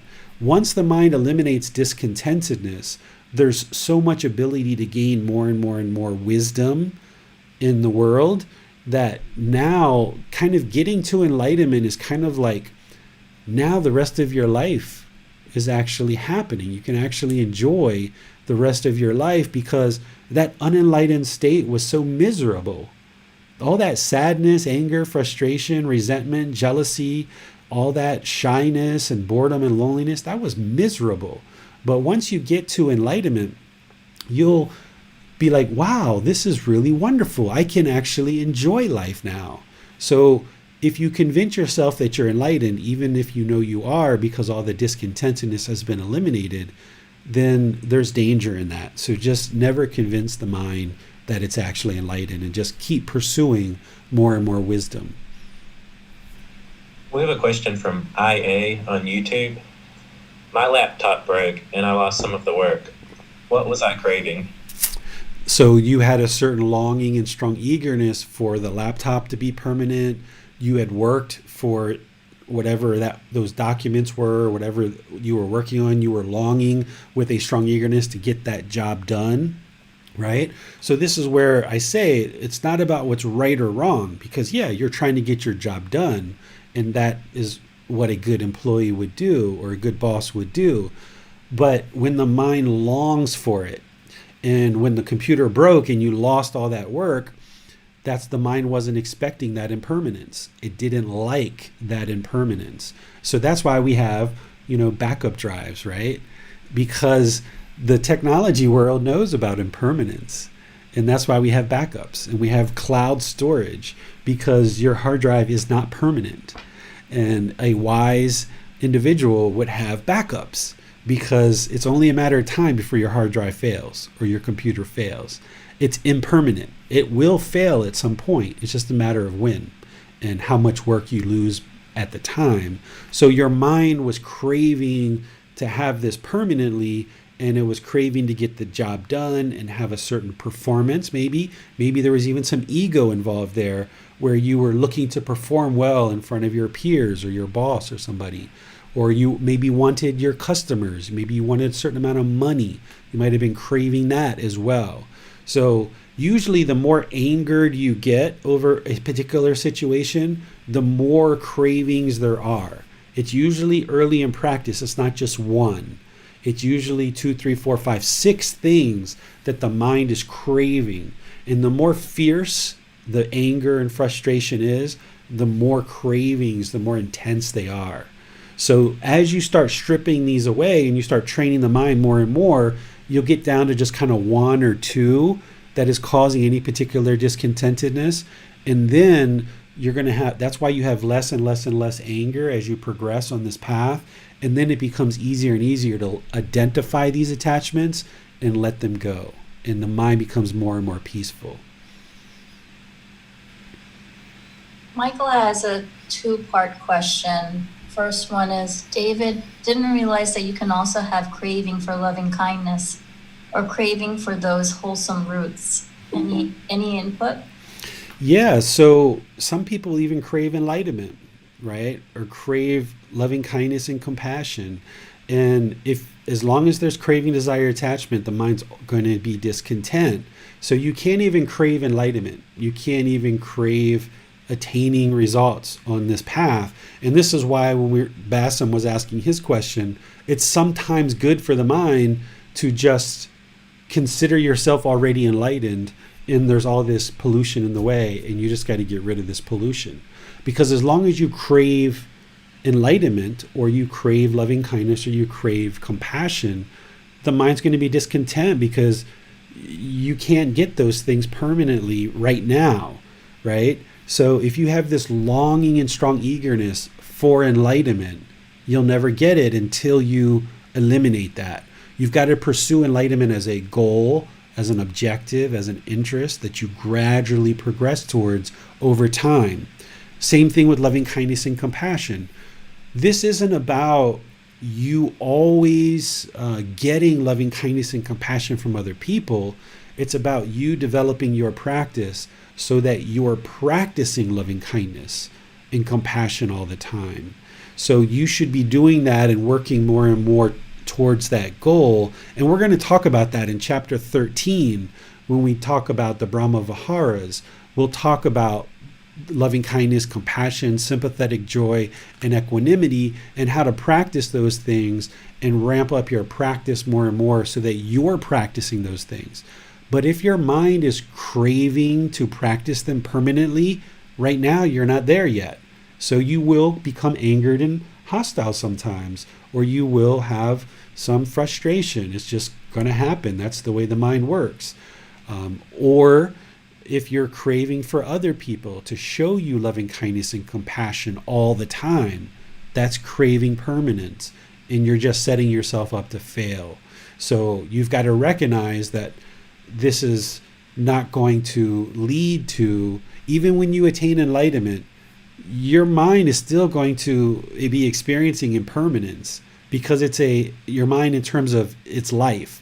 Your life is still going to experience impermanent. You're still going to have a flat tire. You're still going to have a scratch on your car. You're still going to have challenges in life where things are going to be happening.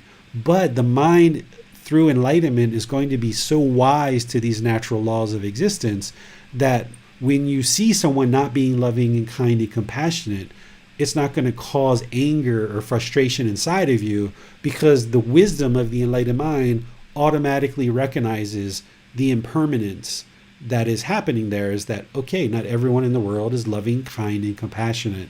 And also on this journey, you're not going to always be loving, kind, and compassionate yourself until you actually get to enlightenment fully and it's permanent.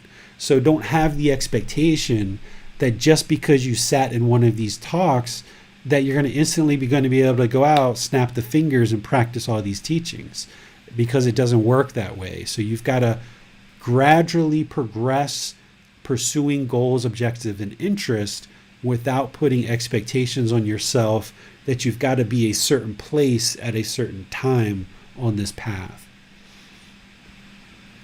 He also asks, so discontentedness is caused by our attachments. Does aversion count as an attachment, or is aversion a separate thing? Aversion is separate. We're going to talk about aversion when we get to the chapter 8 in the book. This is the primary problem here in terms of what causes discontentedness, is craving, desire, attachment, these expectations, these wants, this clinging. But there's a second problem here that we call hatred, anger, ill will, or aversion. And then there's a third problem, which we call ignorance, delusion, or unknowing of true reality. These are called the 3 poisons, the 3 unwholesome roots, or the 3 fires. And there's antidotes to these to transform them and practice the opposite, which will transform the mind.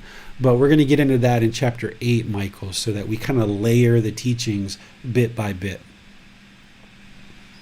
Nick asked on Zoom, I did have a question. I am trying to word it.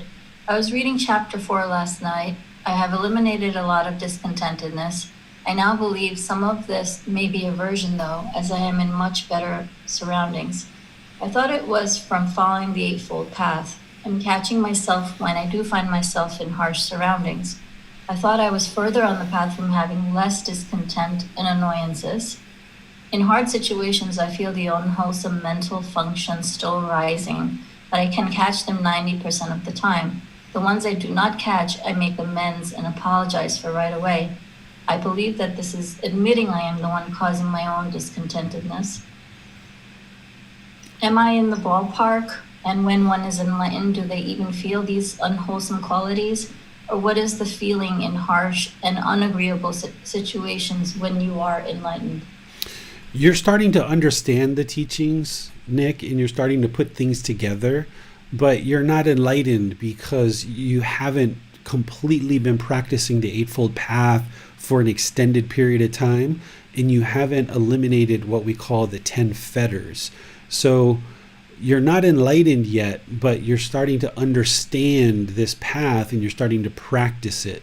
Someone who's enlightened wouldn't experience the things that you're talking about, the discontentedness. They wouldn't experience it at all. It would just be, life would be so smooth and so fluid. There would be no discontentedness whatsoever. The mind would just always be peaceful, calm, serene, and content with joy.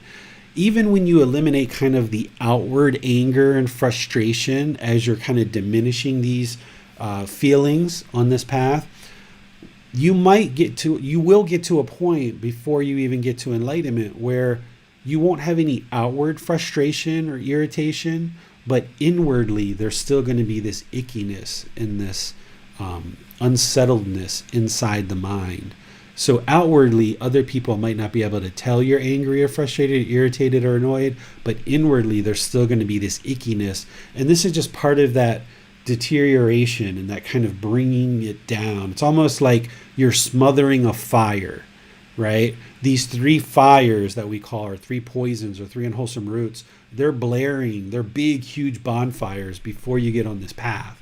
And what these teachings are doing through the training is you're kind of smothering this fire more and more and more. And just when you think you've got it smothered and you start focusing on something else, that one flares up again. And now you've got to go over here and you've got to, kind of put all these fires down. And over time, you kind of bring all of this into balance, and the mind gradually awakens more and more and more. So I would say don't try to figure out where you are on the path at this point. There's two sides to this. One side, you don't want to be always comparing and trying to figure out, am I enlightened yet? Am I enlightened yet? Am I enlightened yet? Am I at the first stage? Am I at the second stage? Where am I? Am I there yet? Am I there yet? Right? Because that's the craving, desire, attachment. Am I there yet? Am I there yet? Am I there yet? On one side, you're not interested in doing that. But on the other side, you do need to take stock in a personal inventory of the various qualities of mind that you're trying to eliminate and the ones that you're trying to cultivate. So if you know that you're a fairly selfish person, for example, just out of the blue, let's just say you felt like you were a selfish person and you needed to work on generosity. It's really good for the mind to know that, hey, I tend to be somewhat selfish. Let me improve that and be more generous. Or I tend to be angry and have ill will or hatred towards people. Let me practice loving kindness more. And you've got to work with these tools more and more and more. And what this whole path and this whole program is about is sharing all the various problems in the unenlightened mind, and then sharing all the solutions that's going to take you to the enlightened mind. And then over the course of many months and years, you're putting all this together, getting rid of these unwholesome qualities and arising these wholesome qualities. And it's just going to take time for all of that to take root and for you to fully be practicing. But what you shared is good, that you're starting to become aware of these things and you're starting to kind of observe them and start to kind of get your mind around it. You're kind of grappling with this, right? You're getting your mind around it. Emily has a comment. I still struggle with not falling into believing I would be more content if I had a different job, lived somewhere else, had more friends, etc. Yeah, so there's two sides to this as well. On one side, you don't want to have this longing and strong eagerness to make all of these things, and I've got to have this new job in order for me to be content. I've got to have more friends in order for me to be content. I've got to have this in order to be content. That's the craving, desire, attachment. That's going to lead to discontentedness. But on another side, as you start learning these teachings and you start awakening the mind to these teachings, you might realize that some of the decisions that you've made in the past aren't decisions that you would have made now, being more awake to these teachings. You might be working at a job where the people are hostile, aggressive, disrespectful, impolite, unkind, unfriendly. Maybe there's a lot of greed there, and you didn't think about those things because your mind wasn't awake to them in the past, and you decided to get this job. But now as your mind awakens and you start realizing the kind of choices that you made in the past, and that you're surrounded by situations and people that you feel that wouldn't be the most conducive for your journey to enlightenment, you're going to have to do what we call cleaning up your gamma, or cleaning up your decisions. And this is something that everyone has to do as part of this path. So as you become more awake to these teachings and you gain more and more wisdom, what awake means is you're gaining more wisdom in these teachings. So that is what awakens the mind, is the wisdom. You might need to start implementing changes to your home life, to your job, to your relationship with your parents or your siblings, your children, your loved ones, your life partner. You might have to start making some changes, and you most likely will, because you have been making some decisions based on the unwholesome roots in the past. So now you're going to need to start making better and better decisions as your mind gradually awakens to this. So on one side, you don't want to have this longing and strong eagerness for all these things to change. Excuse me, I'm about to sneeze. On one side, you don't want to have this longing and strong eagerness for all these things to change, but on another side, you don't want to just sit and dwell in the misery either. So you've got to find that middle where you consistently make decisions day by day to improve your life. And you do it through your knowledge and your wisdom of the Eightfold Path. So the more you awaken to these teachings, the more capable you'll be to apply good decision making with wisdom to improve the condition of your mind, which will improve the condition of your life. Ashish asks, why has nature created the mind to naturally want to hold on to things? If true contentedness lies in the mind not holding on, why haven't we evolved to a quality of mind that is not constantly grasping for permanence? That would be a really interesting question to be able to answer, Ashish. But the fact is that we don't know the answer to that. Why does, or actually, I do know the answer, but this isn't a complete answer. The reason why the human mind does this is because of our animal existences, okay? As an animal, we've all been previous animals, many countless animals. As an animal can't cultivate its consciousness. It's got craving, and that's what sustains its life. And it's got this self, that non-self that we were talking about. It's got that self out of protection for the self, because if a deer got rid of the self, it would get attacked and killed almost instantly. It has to be fearful to be able to run. Or if animals didn't have this craving for sexual contact, they wouldn't survive. Or if they didn't have craving to fight and ward off enemies, they wouldn't be able to survive. So the human consciousness is conditioned based on our previous animal existences. But why that's happened, that's the part that I'm saying we don't know. It's just that's the way the world works. That's just the natural laws of existence. And it doesn't really matter. The truth of the matter is that you're human now. You've got this physical body. You've got this mind. It's discontent. The only way to get out of that is to train the mind. Why you're in this condition and why the natural laws of existence are set up this way, it doesn't really matter. Why do we have gravity? Does it really matter? I mean, we could function if we were all floating around without gravity too, but the fact is that we have gravity. Let's figure out how to work with it, and let's get wise about it and do things in accordance with gravity. Let's not try to figure out why we have gravity. Let's just get along and be peaceful and peacefully coexist with gravity. So rather than try to apply a lot of effort to figure out why the mind is there, other than the fact of our past lives, rather than trying to figure out why was our mind created this way, let's just deal with the problem at hand that we got in this moment, which is a discontent mind. Learn the natural laws of existence, train the mind, get to enlightenment, and then you won't have to deal with all this discontentedness and misery that and these struggles that have been going on throughout your life. And that's where the real benefit is. It appears that's all the questions on Zoom at the moment. Okay, so let's go to the next step, which is actually a lot easier to talk about in terms of shortness. The first step of right view is quite elaborate because everything else is built on right view. Without you firmly establishing right view, you wouldn't be able to learn and practice anything else of Gautama Buddha's teachings. So if you spend your time doing anything over the next week, I suggest you listen back to this talk on YouTube and Facebook on our podcast a few times. And if you would like to read in the book or use the audiobook, listen to chapter 4, okay, or read chapter 4.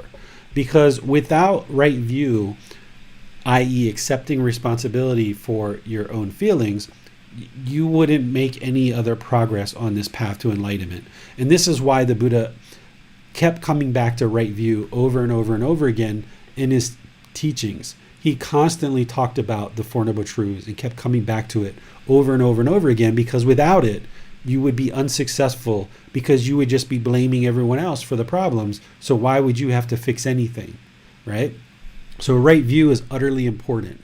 The second step we call right intention. Some people call this right thinking or right thought. I call it right intention. But understanding that it's right thinking or right thought is helpful because it's the thoughts in the mind. And here's what the Buddha has to say about right intention, just a little bit, just a little bit. He has a lot of other things to say about it too. But his words are, in what, bhikkhus, is right intention? The intention of renunciation, the intention of non-ill will, the intention of harmlessness. This, bhikkhus, is called right intention. So this is the second step. So let's break this down and look at it very closely.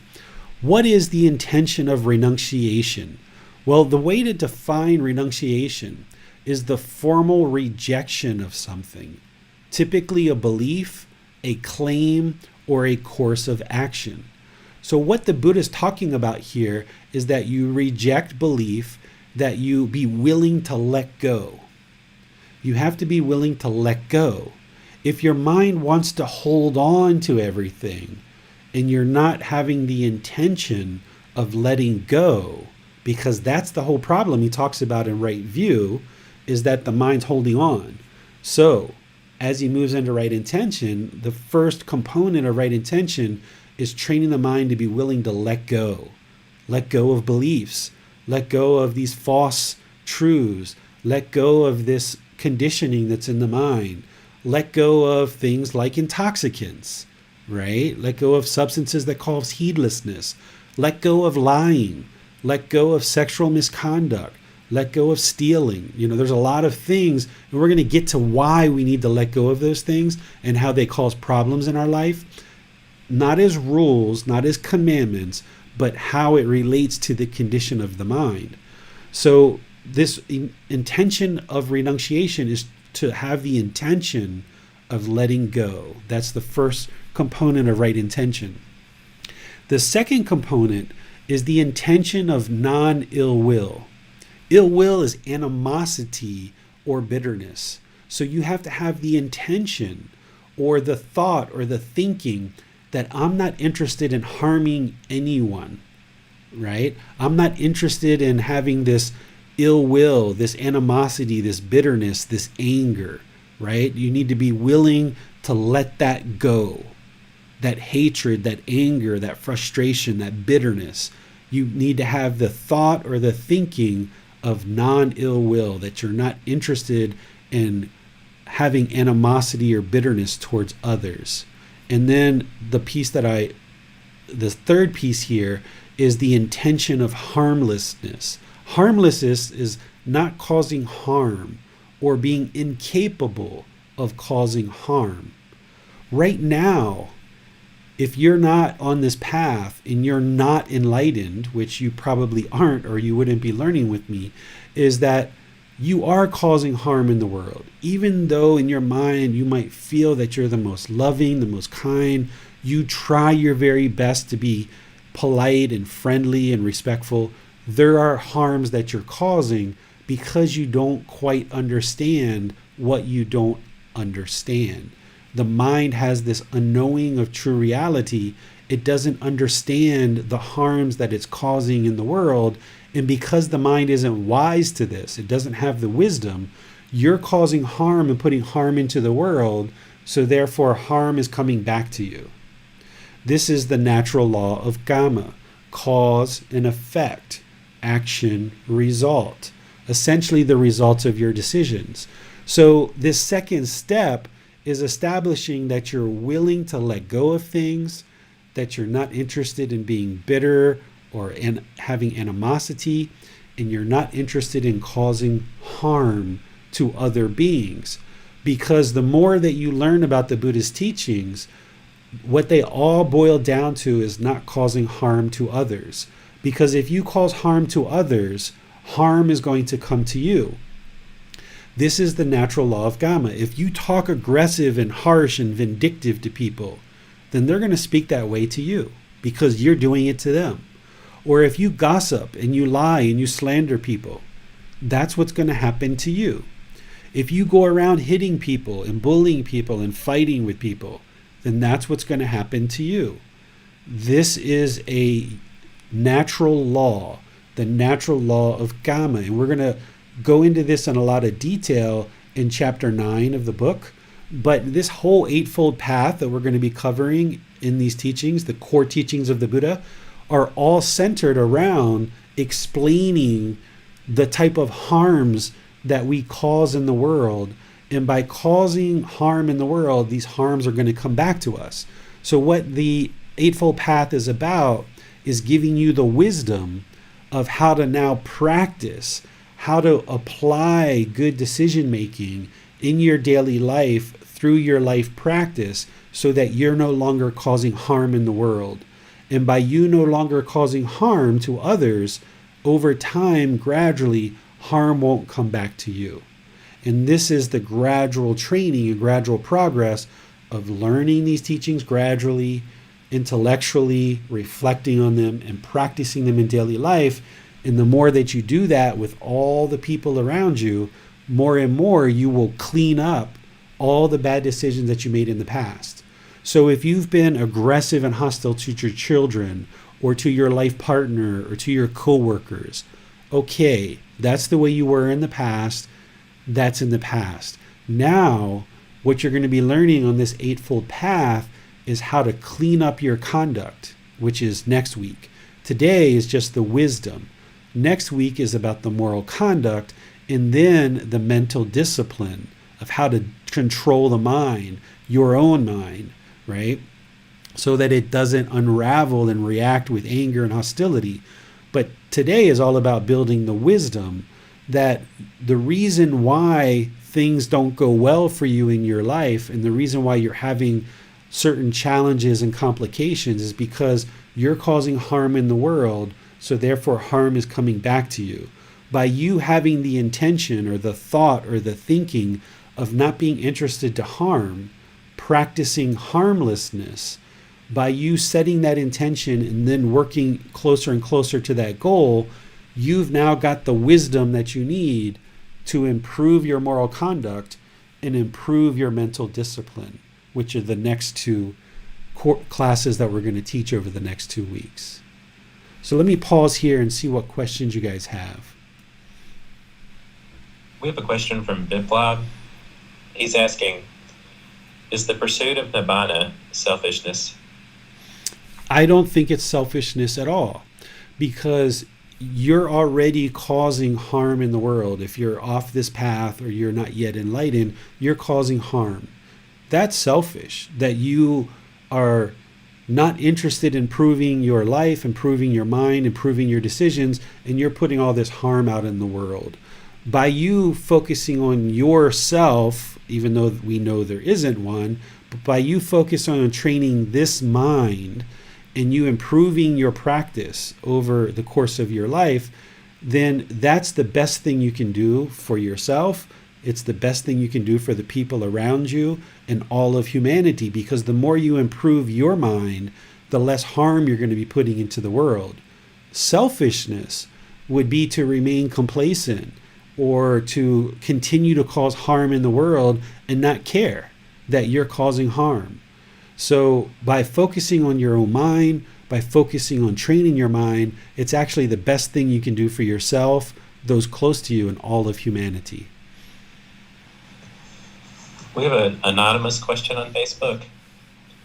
How can we stop our desire for our mind? Example, if I love something, how can I control it?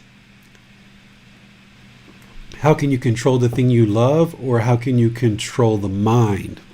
Because when we get in, and you can clarify that with James, and if I haven't answered your question by the end, then we can follow up with a follow-up question. But the way the unenlightened mind understands love is actually, it's not love. This is what we're going to explore in chapter 14. The unenlightened mind thinks that what love is I love you, therefore I want to be with you because you make me happy. Right? I love you. You make me happy, and I want to be with you, and I want you to be with me because you make me happy and I love you. And as long as you meet these conditions, in my ever-growing list of expectations, I will continue to love you. As soon as you stop meeting those expectations, I don't love you anymore. That's not love. That's selfish desire. That's craving, desire, attachment. That's expectations. That's I want all these things from you, and as long as you meet these criteria, I'll love you, and I'll say I love you. But when you stop meeting those criteria, I don't love you anymore. That's not love. That's actually craving, desire, attachment. So the unenlightened mind is misunderstanding what love is. It's actually mistaking craving, desire, attachment as love. I want this person in my life, or I want this being in my life, and as long as they do what I need, then I'll continue to love them. As long as they do what I expect, I'll continue to love them. That's craving, desire, attachment. What true love is, in a nutshell, and we'll explore it later in chapter 14, true love is, I love you. I would like to see you be peaceful. I'm here to support you and encourage you in you being peaceful. It's a whole different message than I want to be with you because you make me happy. That's very selfish, right? What you've got to transform this to is realize that that misunderstanding of love is actually causing you to smother your relationships and crush your relationships. And this is why if you have relationships that are going bad, they're going bad because you're smothering it and crushing it because you're trying to hold on to this person and you're crushing the relationship. Rather than crushing it, you've got to hold the relationship in your hand and say, okay, I love you. I would like to see you be peaceful. And I'm here to encourage and support you in that peacefulness. But you have no expectations of them in terms of all these things that you want from them, all these things you desire from them. Because as long as you keep desiring and wanting things from people, that's coming from your own selfish desires, as opposed to, I would like you to be well. I would like to see you be peaceful. I would like to see you be content. And then through me supporting and encouraging you, then we're both, enjoying this life together. It's not this selfish pursuit. But we're going to go into it a lot more detail in chapter 14. We have a related set of questions from Mika. How can I train my mind gradually to love anyone unconditionally? At the moment, I need some conditions to love someone. How do I eliminate this step by step? And what is the difference between love and lust according to a Buddhist perspective? Yeah, so if you want to improve this, you need to get on the path to enlightenment. It's not a matter of a 5-minute answer and a checklist of checking one thing, check this, check this, check this, check this. To evolve from this unenlightened mind that is misunderstanding love, that thinks that love is what it is, this selfish pursuit, this craving, desire, attachment, to transform that into what I call true love, it takes a while. It's a path. It's a life practice. And you need to fully learn and grow and train the mind in that direction. So there's no quick fixes to that. But the good news is that you've got somebody here that's willing to help you. All the resources that I have, the books, the audiobook, the podcast, the video, these classes, everything is offered openly and freely to everybody. And I share all of this with everybody. So if you are truly interested in moving from this unenlightened mind that doesn't quite understand how to practice true love to an enlightened mind practicing true love, you've got the help to do that. Because otherwise your relationships are just going to keep struggling your whole life until you figure this out. And once you figure this out and you learn how to have true love and how to practice true love, it'll be the best thing ever, because you'll no longer be crushing your relationships. And the interesting thing is that in there, every single one of you have true love. You truly love other people. But the problem is that this craving, desire, attachment is in the way. This pollution of the mind, these selfish desires are in the way, and you're making decisions based on what you think is good for the relationship. But when you really pull back the covers and you look underneath of this, there's selfish desires in there. There's these selfish craving, desire, attachments that are tainting your decisions, and it's causing complications in your life. But you truly have love for people. You mean you're not a vindictive, horrible person, so to speak. You've got this love in there, but it's being tainted and misunderstood because of this craving, desire, attachment that's polluting the mind. So it's on this path to enlightenment, learning all the teachings and training the mind, that strips away this craving, desire, attachment. And now the true love can shine through, and the person on the other side can feel it because they feel that true love. But when this craving, desire, attachment's there and you're making decisions based off of selfishness, just because you're misunderstanding love, you haven't done anything wrong. You're not a bad person. It's just your mind is unwise. You don't have the wisdom that you need to practice this true love. And when you're practicing this craving, desire, attachment that's kind of masquerading as love, the other person can feel that. And you can feel them being selfish too. And that's why there's all these complications in the relationship. But when you strip that away and now that true love comes shining through, wow, now you can have these wonderful relationships with everybody around you. And you never experience hatefulness towards anybody because you're not trying to control them and tell them to do one thing or another. You're just allowing them to be who they are as a person, and you're just there to support and encourage them. We have a question from Alan. Is karma a focal point in wisdom? The natural law of karma, or what the common people know of karma, this is kind of a more popular, it's just a different language, Sanskrit and versus Pali. But this natural law of karma, this is the only word that I really use that's still in the old language, because there's no one word translation. What karma is it's this cause and effect, or action and result. Essentially the result of our decisions. If we kill other beings, we're going to have harm because we're harming other people. If we steal, we're causing harm to people, therefore we're going to have harm. If we have sexual misconduct, we're causing harm to people, therefore harm's going to come to us. If we're lying, harm's going to come to us because we're harming others. If we take substances that cause heedlessness, we're harming the physical body and the mind, so therefore harm is going to come to us. And we're more likely to do all these other things because our mind is clouded with this substance that causes heedlessness. So this natural law of karma is part of the entire journey with the Buddhist teachings, is understanding this natural law where you can just see it clear as day. Because gravity, you can see that, right? It's pretty clear. You can see it. And as you awaken to this wisdom of the natural law of gravity, you can see it.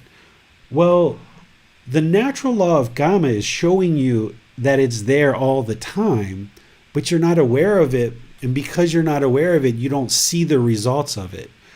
As you start learning the teachings closer and closer, and you realize when you start doing certain things, what's coming back to you, then you start being able to see it. So if people are being very aggressive and hostile and vindictive and talking bad to you in your life, like your life partner, your children, your siblings, your parents, this is probably because you've been doing exactly the same thing. What you're putting out is coming back to you. And the only way to improve is for you to improve the condition of your mind, not to go around and train everyone else. So this whole path, Alan, is all about the natural law of karma, of understanding that there's this cause and effect, or action and result, this a result of your decisions. Every single decision you make has certain consequences. So all of the Buddhist teachings are kind of balanced on what we call discernment, or wise decision making. So all of these good, wholesome teachings are kind of balanced on you being able to make good decisions. This is why the Buddha never said, if this happens, do this. If this happens, do this. If this happens, do that. Because you can't get a permanent answer. If my partner cheats on me, do this. If my children do this, do that, right? Like, it's not a rules. What the Buddha is doing is awakening you gradually to the natural law of karma with this guidance. And as you learn this guidance and the natural law, then you will figure out the best decision. Because there's always 10 million right answers in any one given situation, and there's like a million wrong answers. The more wisdom you have of the natural law of gravity, the more wisdom you have of the natural law of karma, the wiser decisions you will make. That's discernment, wise decision making. Biplab would like to know if you have anything to say about deeply concentrating to a single object. Not right now. We can talk about that 2 weeks from now when we get to right concentration, which is the 8th step of the Eightfold Path. That'll be part of the mental discipline. Thanks, David. Those are all the questions we have from Facebook and YouTube, so we'll shift over to Manal and Zoom. So, question from Michael. David, what if you're communicating with your partner, but they are still being angry and discontented towards you? Do you stand up for yourself, not tolerate it, and walk away? Wanted to know the Buddha's perspective on standing up and not tolerating when people are starting to take advantage of you. This is a beautiful question because of us just talking about non-self. And you heard in that language, right? Like stand up for yourself, right? That's the whole problem with the self. If the mind thinks there's a self there, which it does in the unenlightened state, then yeah, when someone's angry at you, you're going to want to stand up for yourself because of the self. You want to protect that self. If someone starts yelling and being angry at me, I'm not interested in having that conversation because nothing's getting through to that other person, right? There's occasions where if somebody's yelling now and upset with me or attacking me, I can sometimes kind of inject a little bit of wisdom. Like if it's my wife or something like that, every once in a while now she'll kind of have a little bit of aggressiveness, but not very much. And because I have compassion for her and all other beings, I'm interested where I can to kind of insert a little bit of wisdom to help them get over that. But there are some certain situations where it just doesn't even make sense to talk to the individual because nothing's getting through to them. There's no self here, so there's nothing to stand up for. But for you, if you have a self, yeah, you're going to want to stand up. You're going to want to have ego, and you're going to sit there and bicker and fight and be hostile. And the longer you're bicker and hostile and you argue, they're just going to argue back. So this never gets extinguished.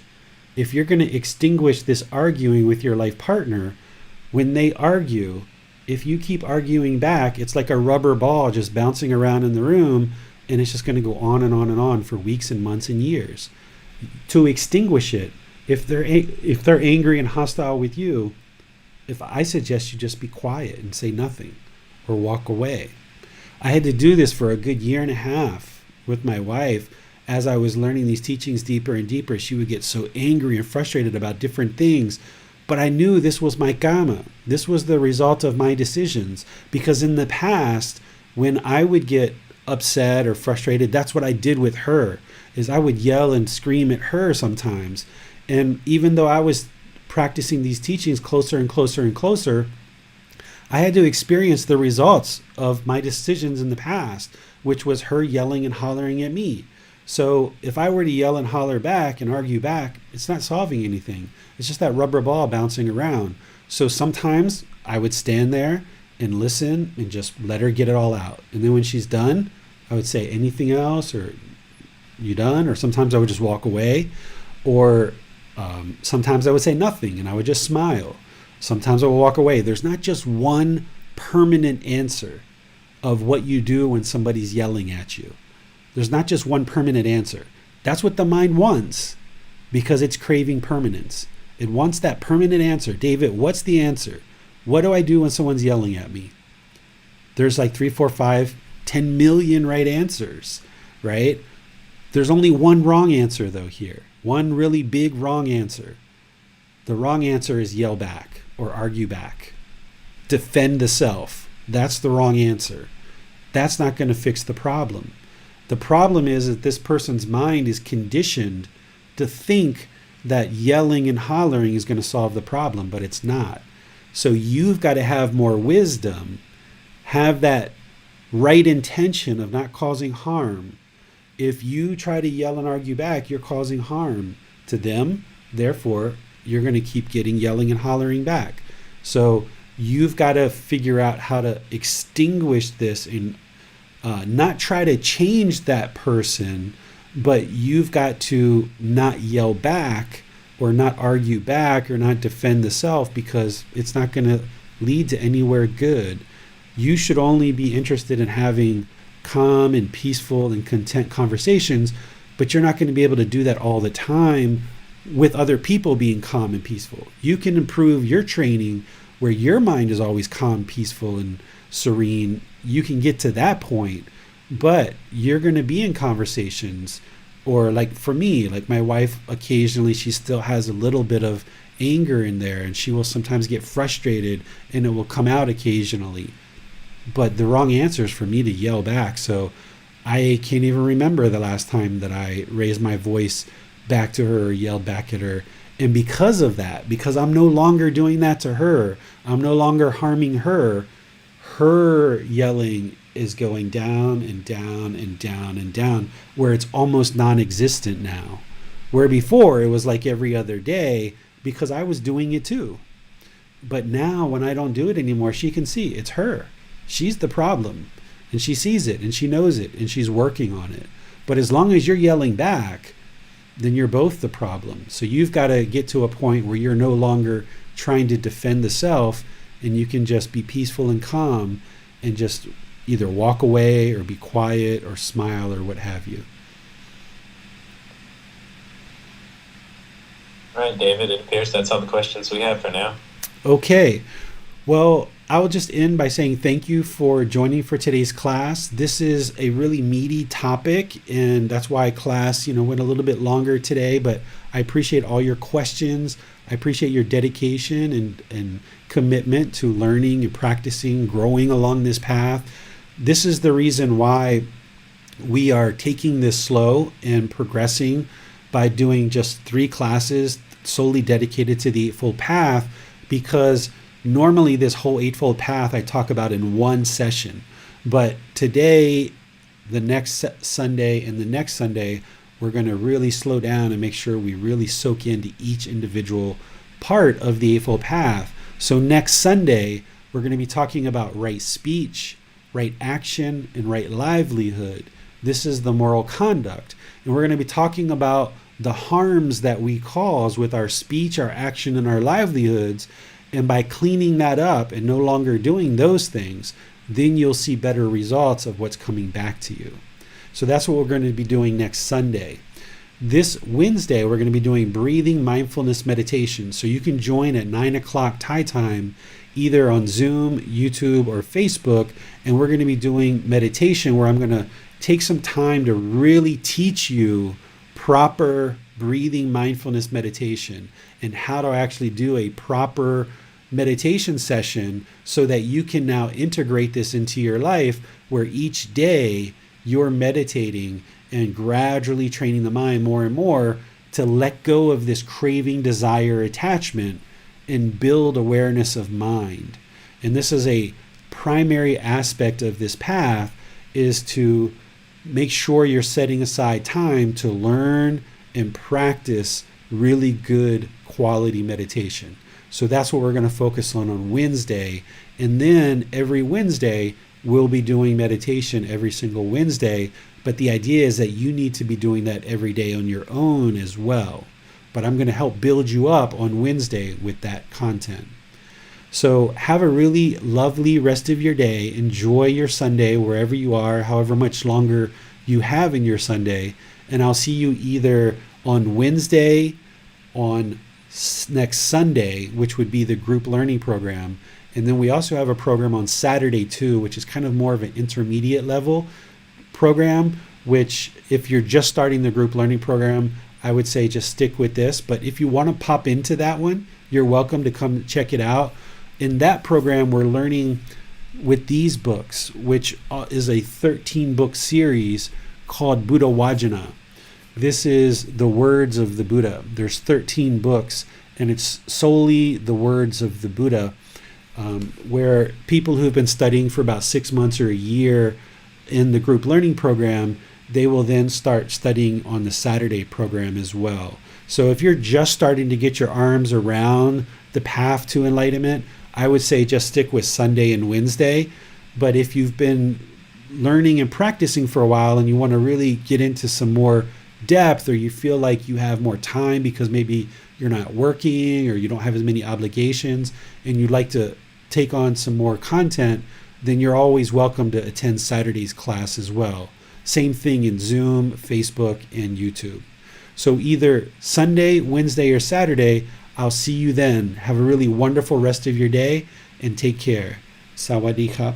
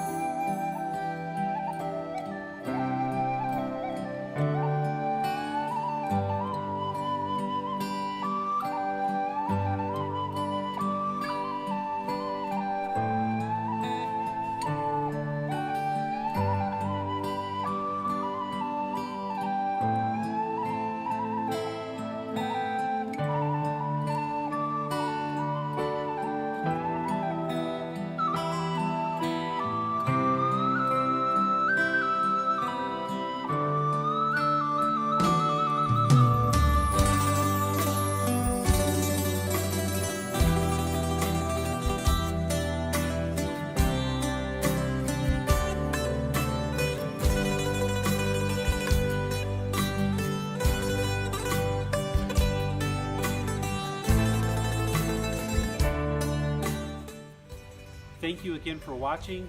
Enjoy your meditation. Look forward to seeing you online and answering any questions that you might have. Thank you so much.